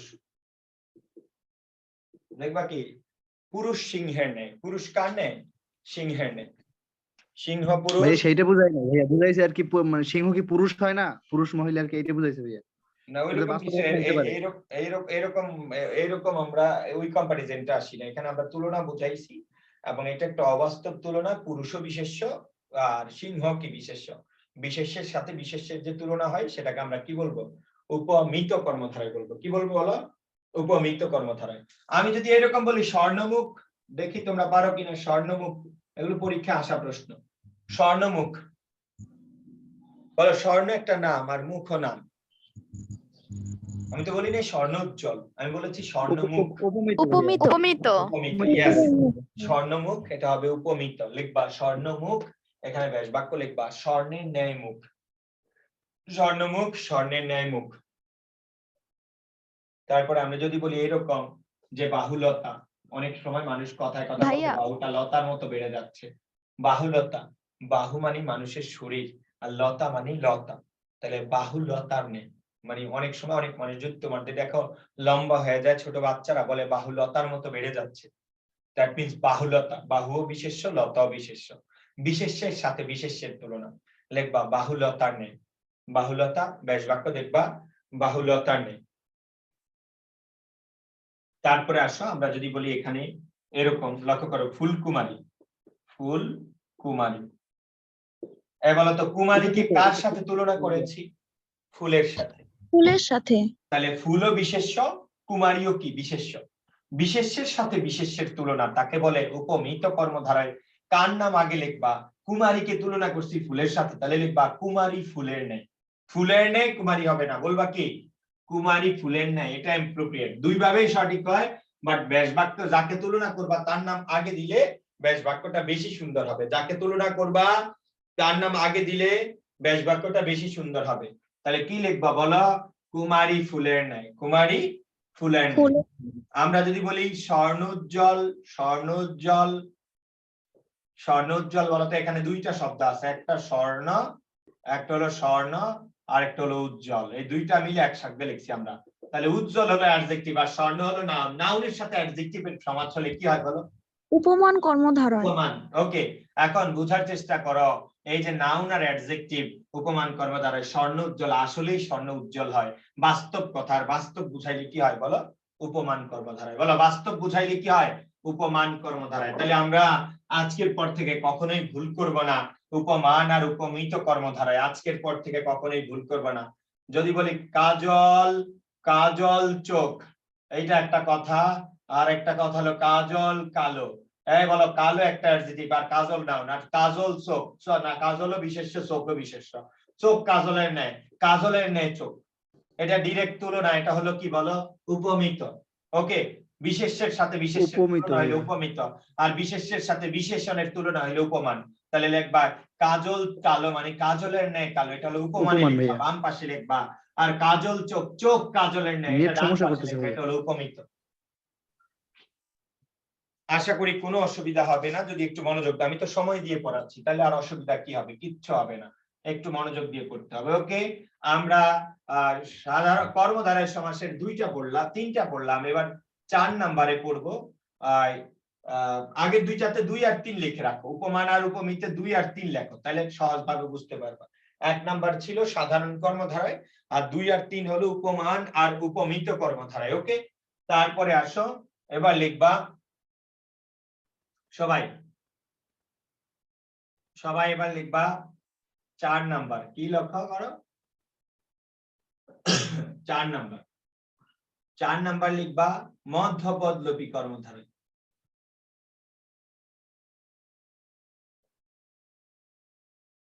মধ্যপদলোপী কর্মধারয়, মধ্যপদলোপী কর্মধারয়, মধ্যপদলোপী কর্মধারয় দিয়ে লিখবা। আমরা জানি কর্মধারয় পরপদের প্রাধান্য পায়, তাহলে লিখবা পরপদের প্রাধান্য পাবে, পরপদে প্রাধান্য পাবে, প্লাস প্রথমে অ্যাডজেক্টিভ থাকবে, এই কথাটা আমরা প্রথম দিন বলেছি, প্রথমে অ্যাডজেক্টিভ থাকবে মানে বিশেষণ থাকবে, বিশেষণ বললে মনে থাকবে না। পরপদে প্রাধান্য পাবে, প্রথমে অ্যাডজেক্টিভ থাকবে, প্লাস ব্যাস বাক্যের মাঝখান থেকে মধ্যপদ চলে যাবে, ব্যাস বাক্যের মধ্যপদ লোপ পাবে, মধ্যপদ লোপ পাবে। পরপদের প্রাধান্য পাবে প্লাস প্রথমে অ্যাডজেক্টিভ থাকবে প্লাস ব্যাস বাক্যের মধ্যপদ লোপ পাবে। পরপদের প্রাধান্য পাবে প্রথমে অ্যাডজেক্টিভ থাকবে প্লাস কি বলো, পরপদে প্রাধান্য পাবে প্লাস প্রথমে অ্যাডজেক্টিভ থাকবে প্লাস ব্যাস বাক্যের মধ্যপদ লোপ পাবে।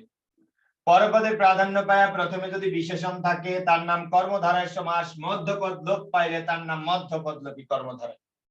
মনে রাখবা মধ্যপদলোপী সমাস দুইটা, একটা কর্মধারয় আরেকটা বহুব্রী। মধ্যপদলোপী সমাস দুইটা, একটা কর্মধারয় আরেকটা বহুব্রী। পরপদের প্রাধান্য পাবে প্রথমে অ্যাডজেক্টিভ থাকবে তার নাম কর্মধারয়, ব্যাস বাক্যের মধ্যপদ লোপ পাবে তার নাম মধ্যপদলোপী কর্মধারয়। আমরা যদি ব্যাস বাক্যটা আগে একটু লিখি তাহলে সহজ হবে। আমরা এরকম বলতে পারি জ্যোৎস্না শোভিত রাত। জ্যোৎস্না, ও আচ্ছা আরেকটা কথা লেখো,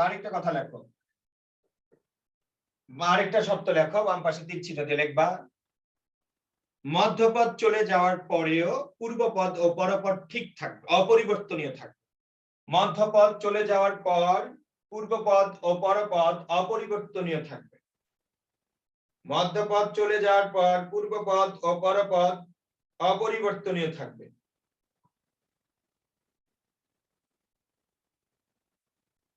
কি বললাম, পরপদের প্রাধান্য পাবে প্লাস প্রথমে অ্যাডজেক্টিভ থাকবে প্লাস ব্যাস বাক্যের মধ্যপদ কি পাবে, লোপ পাবে। মধ্যপদ চলে যাওয়ার পরেও পূর্বপদ ও পরপদ অপরিবর্তনীয় থাকবে। মধ্যপদ চলে যাওয়ার পরেও পূর্বপদ ও পরপদ কি থাকবে, অপরিবর্তনীয় থাকবে। মধ্যপদ চলে যাওয়ার পরেও পূর্বপদ ও পরপদ কি থাকবে, অপরিবর্তনীয় থাকবে।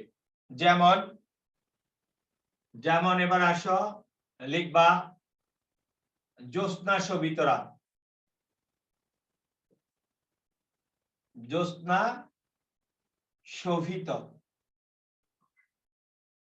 শোভিত, জ্যোৎস্না শোভিত রাত। এখানে কোনো কি দিবা না, হাইফেন দিবা না, ইকুয়াল টু হলো জ্যোৎস্না রাত। জ্যোৎস্না রাত একসঙ্গে লক্ষ্য করো, জ্যোৎস্না শোভিত রাত, জ্যোৎস্না রাত, শোভিত বাদ দিলে আবার কি থাকে, জ্যোৎস্না রাত। হ্যাঁ লক্ষ্য করো, রাত অনেক ধরনের হয়, ভালো রাত, কালো রাত, বাসর রাত। এটা হলো জ্যোৎস্না রাত, রাতকে বুঝাইছে। আর প্রথমে জ্যোৎস্না একটা অ্যাডজেক্টিভ আছে। রাত, ভালো, কালো, যা কিছুই বলো, এখানে রাত হলো মূল পদ, জ্যোৎস্না তার অ্যাডজেক্টিভ। পরপদে প্রাধান্য পাইছে, প্রথমে অ্যাডজেক্টিভ আছে, তার নাম কর্মধারয় সমাস। মধ্যপদ লোপ পাইছে, তার নাম মধ্যপদলোপী কর্মধারয় সমাস। তারপরে আমরা যদি বলি এরকম যদি বলি দুধ মিশ্রিত ভাত, দুধ মিশ্রিত ভাত, উভয় মিলে হয় দুধ ভাত। উভয় মিলে হয় কি, দুধ ভাত। তাহলে লক্ষ্য করো, দুধ মিশ্রিত ভাত, উভয় মিলে হয় দুধ ভাত। এই মিশ্রিত ভাত দিলে আবার কি থাকে, পূর্বপদ পরপদ অপরিবর্তনীয় থাকে। তাহলে ভাত অনেক কিছু দিয়ে খাওয়া যায়, এটা হলো দুধ ভাত। এই ভাত হলো নাউন, আর এখানে পাশাপাশি দুইটা নাউন একসঙ্গে বসলে আগেরটা অ্যাডজেক্টিভ হয়ে যায়, কারণ পরেরটার মানে অবস্থা বর্ণনা করেছে। তাহলে দুধ ভাত, এই দুধ এখানে অ্যাডজেক্টিভের কাজ করেছে, তাহলে ভাত এখানে নাউনের কাজ করেছে। ওকে, পাশাপাশি একাধিক নাউন বসলে শেষটা নাউন হয়, আগেরটা অ্যাডজেক্টিভ হয় যদি আগেরটা পরেরটা সম্পর্কে কথা বলে। ওকে, নাউন ফাংশন অ্যাজ অ্যাডজেক্টিভ। তোমরা ইংরেজির ক্ষেত্রে এটা পড়তে পারবা। যেমন আমি যদি বলি এরকম ইংলিশ টিচার, কি টিচার বলো, ইংলিশ টিচার, তাহলে টিচারও নাউন, ইংলিশও নাউন, বাট ইংলিশ টিচারের পরিচয় দিচ্ছে, এই জন্য ইংলিশটা অ্যাডজেক্টিভ হয়ে গেছে। ওকে, এবার আসো, তাহলে বললাম তাহলে মধ্যপদ বাদ দিলে পূর্বপদ পরপদ অপরিবর্তনীয় থাকে। ভাত, কেমন ভাত, দুধ ভাত। এটা পরপদের প্রাধান্য পাইছে, প্রথমে অ্যাডজেক্টিভ আছে, মধ্যপদ চলে গেছে, এর নাম হলো মধ্যপদলোপী কর্মধারয়। কি কর্মধারয় বলো, মধ্যপদলোপী কর্মধারয়। এটার কেন আগে লিখলাম সমস্ত ব্যাস বাক্য, কারণ বুঝার জন্য। এরপরে প্রত্যেকটা সমস্ত পদ ঠিক মতো লেখো, আগে লিখবে। এবার আসো লিখবা, আমরা বলবো ঝালমুড়ি। ঝালমুড়ি, এই মুড়ি অনেক কিছু দিয়ে খাওয়া যায়। এবার আবার সমস্ত পদ আগে লিখে ফেলছি, এবার তোমরা বুঝতে পারবা। মুড়ি অনেক রকম হয়, চানাচুর মুড়ি, মিষ্টি মুড়ি, আর এটা হলো ঝালমুড়ি। বলে এটা হলো কি, ঝালমুড়ি। ঝালমুড়ি, চানাচুর মুড়ি, মিষ্টি মুড়ি, আর এটা হলো ঝালমুড়ি। তাহলে মুড়ি বুঝাইছে, আর প্রথমে ঝাল, এটা হলো অ্যাডজেক্টিভ। এটা কি অ্যাডজেক্টিভ, লিখবা ঝাল মিশ্রিত মুড়ি। ঝাল মিশ্রিত মুড়ি। তাহলে এটা হলো মধ্যপদলোপী, মাঝখানের পদ বাদ দাও, সব ঠিক আছে। পরপদে প্রাধান্য, প্রথমে অ্যাডজেক্টিভ আছে, মধ্যপদ লোপ পাইছে, পূর্বপদ পরপদ ঠিক আছে, এটার নাম মধ্যপদলোপী কর্মধারয়। কি কর্মধারয় বলো? মধ্যপদলোপী কর্মধারয়। তারপর আসো, লিখবা, আমরা বলতে পারি মৌমাছি। মৌমাছি, এই মাছি অনেক ধরনের হয়, এটা কোথায় থাকে? মৌয়ে থাকে। তাহলে মৌমাছি, মনে রাখবা কোন ওয়ার্ড যদি আরেকটা ওয়ার্ড সম্পর্কে কথা বলে সেটা তার অ্যাডজেক্টিভ হয়ে যায়। মৌমাছি, এই মৌটা অ্যাডজেক্টিভের কাজ করেছে। লিখবা মৌ আশ্রিত মাছি, আবার মিশ্রিত বইলো না, লিখবা মৌ আশ্রিত মাছি, মৌ আশ্রিত মাছি। তাহলে মৌ আশ্রিত মাছি, বলো তো মৌ আশ্রিত মাছি, মৌ আশ্রিত মাছি। এখন লক্ষ্য করো, মৌমাছি, মৌ আশ্রিত মাছি, আশ্রিত বাদ দাও, পূর্বপদ পরপদ কি আছে? ঠিক আছে। বলো আশ্রিত বাদ দিলেও পূর্বপদ পরপদ কি আছে? ঠিক আছে। ওকে, এবার আসো, তাহলে লক্ষ্য করো, আমরা বলতে পারি স্মৃতিসৌধ, স্মৃতিসৌধ, স্মৃতিসৌধ, স্মৃতিসৌধ, স্মৃতিসৌধ, স্মৃতিসৌধ। এই সৌধ অনেক রকম হয়, এটা হলো স্মৃতিসৌধ। স্মৃতি এখানে অ্যাডজেক্টিভ, তাহলে লিখবা স্মৃতি রক্ষার্থে সৌধ, স্মৃতি রক্ষার্থে সৌধ, স্মৃতিসৌধ। স্মৃতি রক্ষার্থে কি বলো? সৌধ। রক্ষার্থে বাদ দিলে আবার স্মৃতিসৌধ ঠিক আছে, সৌধকে বুঝাইছে, স্মৃতি এখানে অ্যাডজেক্টিভের কাজ করেছে। স্মৃতিসৌধ, স্মৃতি রক্ষার্থে কি বলো? সৌধ। আমরা যদি বলি সাহিত্য সভা, সাহিত্য সভা, সভা অনেক ধরনের হয়, এখানে সাহিত্য নিয়ে আলোচনা হবে, এখানে সাহিত্য এই সবার একটা পরিচয় দিচ্ছে, এই জন্য এটা অ্যাডজেক্টিভের কাজ করেছে। সাহিত্য বিষয়ক সভা, সাহিত্য বিষয়ক সভা, সাহিত্য বিষয়ক কি বলো? সভা। তারপরে আমরা যদি বলি মানি ব্যাগ, মানি ব্যাগ, তাহলে কি হবে? মানি রক্ষার্থে ব্যাগ, মানে টাকার ব্যাগ, লিখবা মানি রক্ষার্থে ব্যাগ। তাহলে মানি রক্ষার্থে কি বলো? সরি, রক্ষার্থে না লিখে আমরা এভাবে বলতে পারি মানি বহনকারী, বহনকারী, মানি বহনকারী ব্যাগ, মানি ব্যাগ। স্মৃতিসৌধ, স্মৃতি রক্ষার্থে সৌধ, সাহিত্য সভা, সাহিত্য বিষয়ক সভা, মানি ব্যাগ, মানি বহনকারী ব্যাগ, এগুলো সব মধ্যপদলোপী কর্মধারা। এগুলো সব কি বলো? মধ্যপদলোপী কর্মধারায়, এগুলো সব মধ্যপদলোপী কর্মধারায়। 5 নম্বরে লিখবা রূপক কর্মধারায়। কয়টা বাজে? 5 নম্বরে লিখবা রূপক কর্মধারায়। তোমাদেরকে একটু বেশি বেশি করে পড়াতে হবে, কারণ তোমরা তো অলরেডি 15-20 দিন, 1 মাস পরের ব্যাচ শুরু হয়েছে। আগে যারাদেরকে পড়িয়েছি তাদের তো অলরেডি 10-12টা ক্লাস হয়ে গেছে। রূপক কর্মধারায়, যদি আগের দের অনেক ক্লাস মিস করেছি, মানে গ্যাপ দিয়েছি, বাট তোমাদের ব্যাচের কোনো ক্লাস মিস হবে না। যদি কোনোদিন শিডিউল মিল না থাকে, পরের দিন এক্সট্রা ক্লাস নিয়ে নিব, তাও ক্লাস মিস দিব না। ওকে, আর তোমরা তো জেনে গেছো ডি ইউনিট থাকবে, ডি ইউনিট নিয়ে আর কোনো কনফিউশন নেই। তোমাদের ফ্রেন্ডদেরকে একটু দাওয়াত দিও, আমার এখানে অনেক স্টুডেন্ট ভর্তি হয়ে ক্লাস বন্ধ করে দিয়েছে, আশা করি আজকের পর থেকে আবার তারা জয়েন করবে। ওকে, যেটা বললাম রূপক কর্মধারায়, কি কর্মধারায়? রূপক কর্মধারায় বাম পাশে তীর চিহ্ন দিলে বা তুলনা বোঝাবে, তুলনা বোঝাবে। রূপক কর্মধারায় লিখবা তুলনা বোঝাবে। কি বোঝাবে? তুলনা বোঝাবে, তুলনা বোঝাবে। ব্র্যাকেটে লেখো কাল্পনিক তুলনা, কাল্পনিক তুলনা, তুলনা বোঝাবে। ব্র্যাকেটে লিখবা কি তুলনা? কাল্পনিক তুলনা বোঝাবে। তারপরে লাইন লিখবা দুটি পদের মধ্যে, মানে সমস্ত পদে, দুটি পদের মধ্যে, দুটি পদের মধ্যে একটি চোখে দেখা যাবে, অপরটি দেখা যাবে না। দুটি পদের মধ্যে একটি চোখে দেখা যাবে, অপরটি দেখা যাবে না। দুটি পদের মধ্যে তুলনা বোঝাবে, তুলনাটা কাল্পনিক তুলনা হতে হবে। দুটি পদের মধ্যে একটি চোখে দেখা যাবে, অপরটি দেখা যাবে না।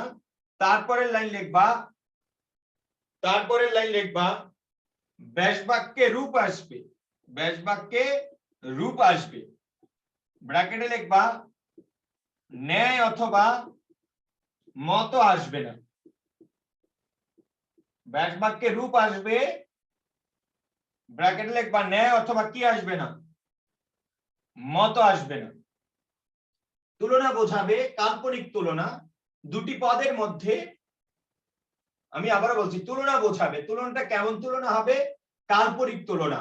তারপরে লাইন, দুটি পদের মধ্যে একটি চোখে দেখা যাবে অপরটি দেখা যাবে না। আর আরেকটা কথা বললাম, ব্যাস বাক্যে রূপ আসবে কিন্তু কি আসবে না, ন্যায় বা মত আসবে না। তাহলে এটা একটা তুলনা কথা, কাল্পনিক তুলনা, রূপক কথা, একটা বুঝাবে আরেকটা মিন করবে।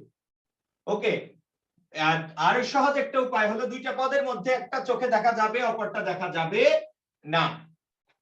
লক্ষ্য করো, আমি যদি বলি মন মাঝি, মন মাঝি, লক্ষ্য করো এখানে দুইটা পদ, মন মাঝি।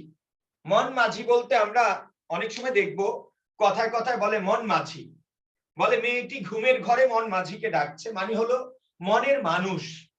তাহলে মন মাঝি বলতে এরকম কোন মাঝি তোমার সাথে জীবনে দেখা হয়নি, নাকি তুমি চলার পথে দেখেছো, দেখো দেখো ওই যে মন মাঝি যাচ্ছে, এরকম বলতে পারি আমরা? পারি না। তাহলে মন মাঝি বলতে এটা একটা কাল্পনিক কথা, রূপক কথা, মানে মনের মানুষ। আরো সহজ উপায়, মানুষের মন দেখা যায় না কিন্তু মাঝি দেখা যায়। তাহলে দুইটার মধ্যে একটা তুলনা হচ্ছে কাল্পনিক তুলনা, রূপক কথা মিল করে। একটা বলছো বাট এটা দ্বারা অন্য কিছু, বাস্তবে কোন মিল, বাস্তবে এরকম কিছু নাই।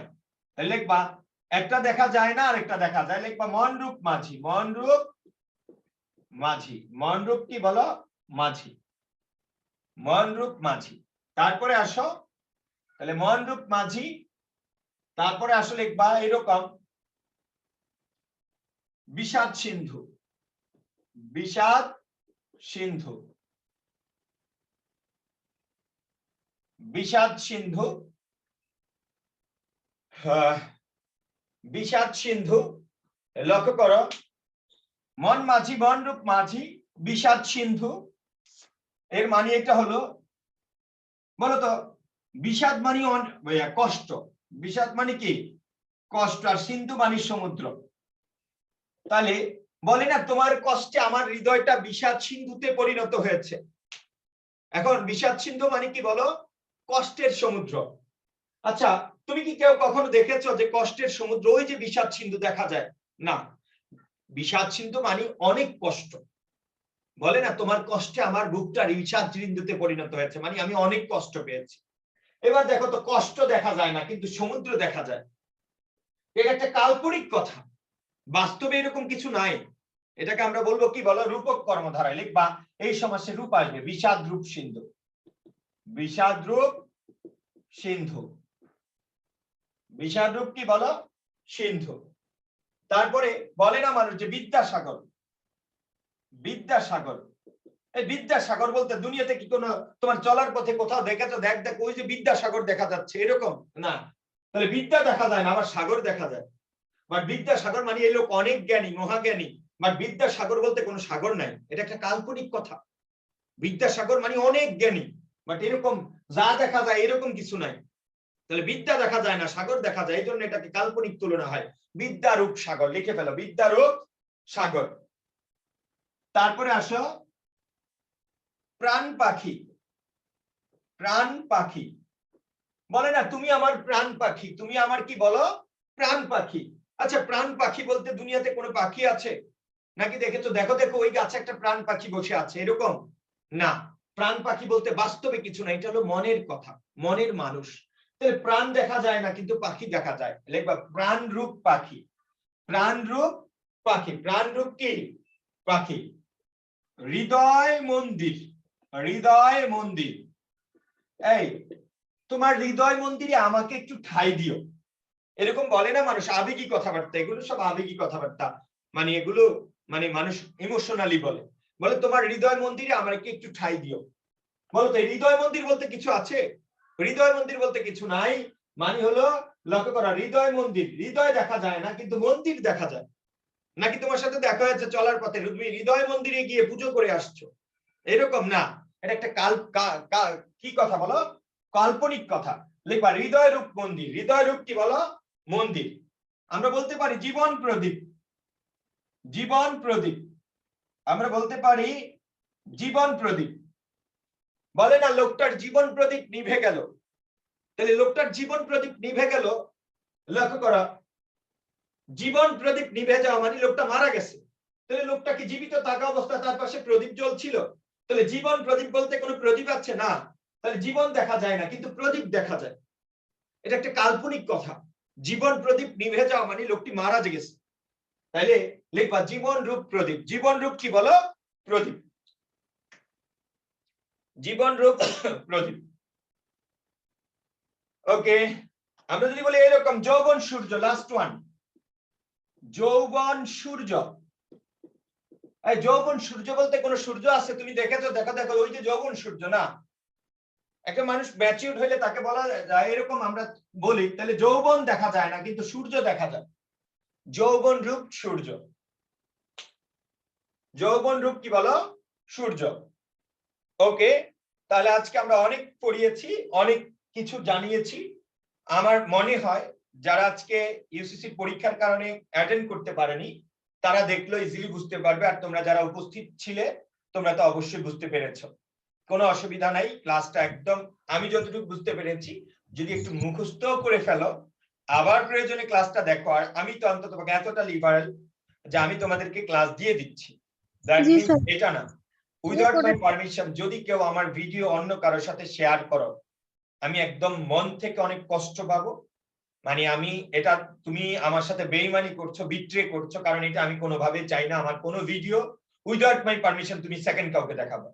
আর আমার এইরকম কোনো কন্ডিশন নেই একজন ভর্তি হবে 5 জন আমার ভিডিও দেখবে, এটা হারাম।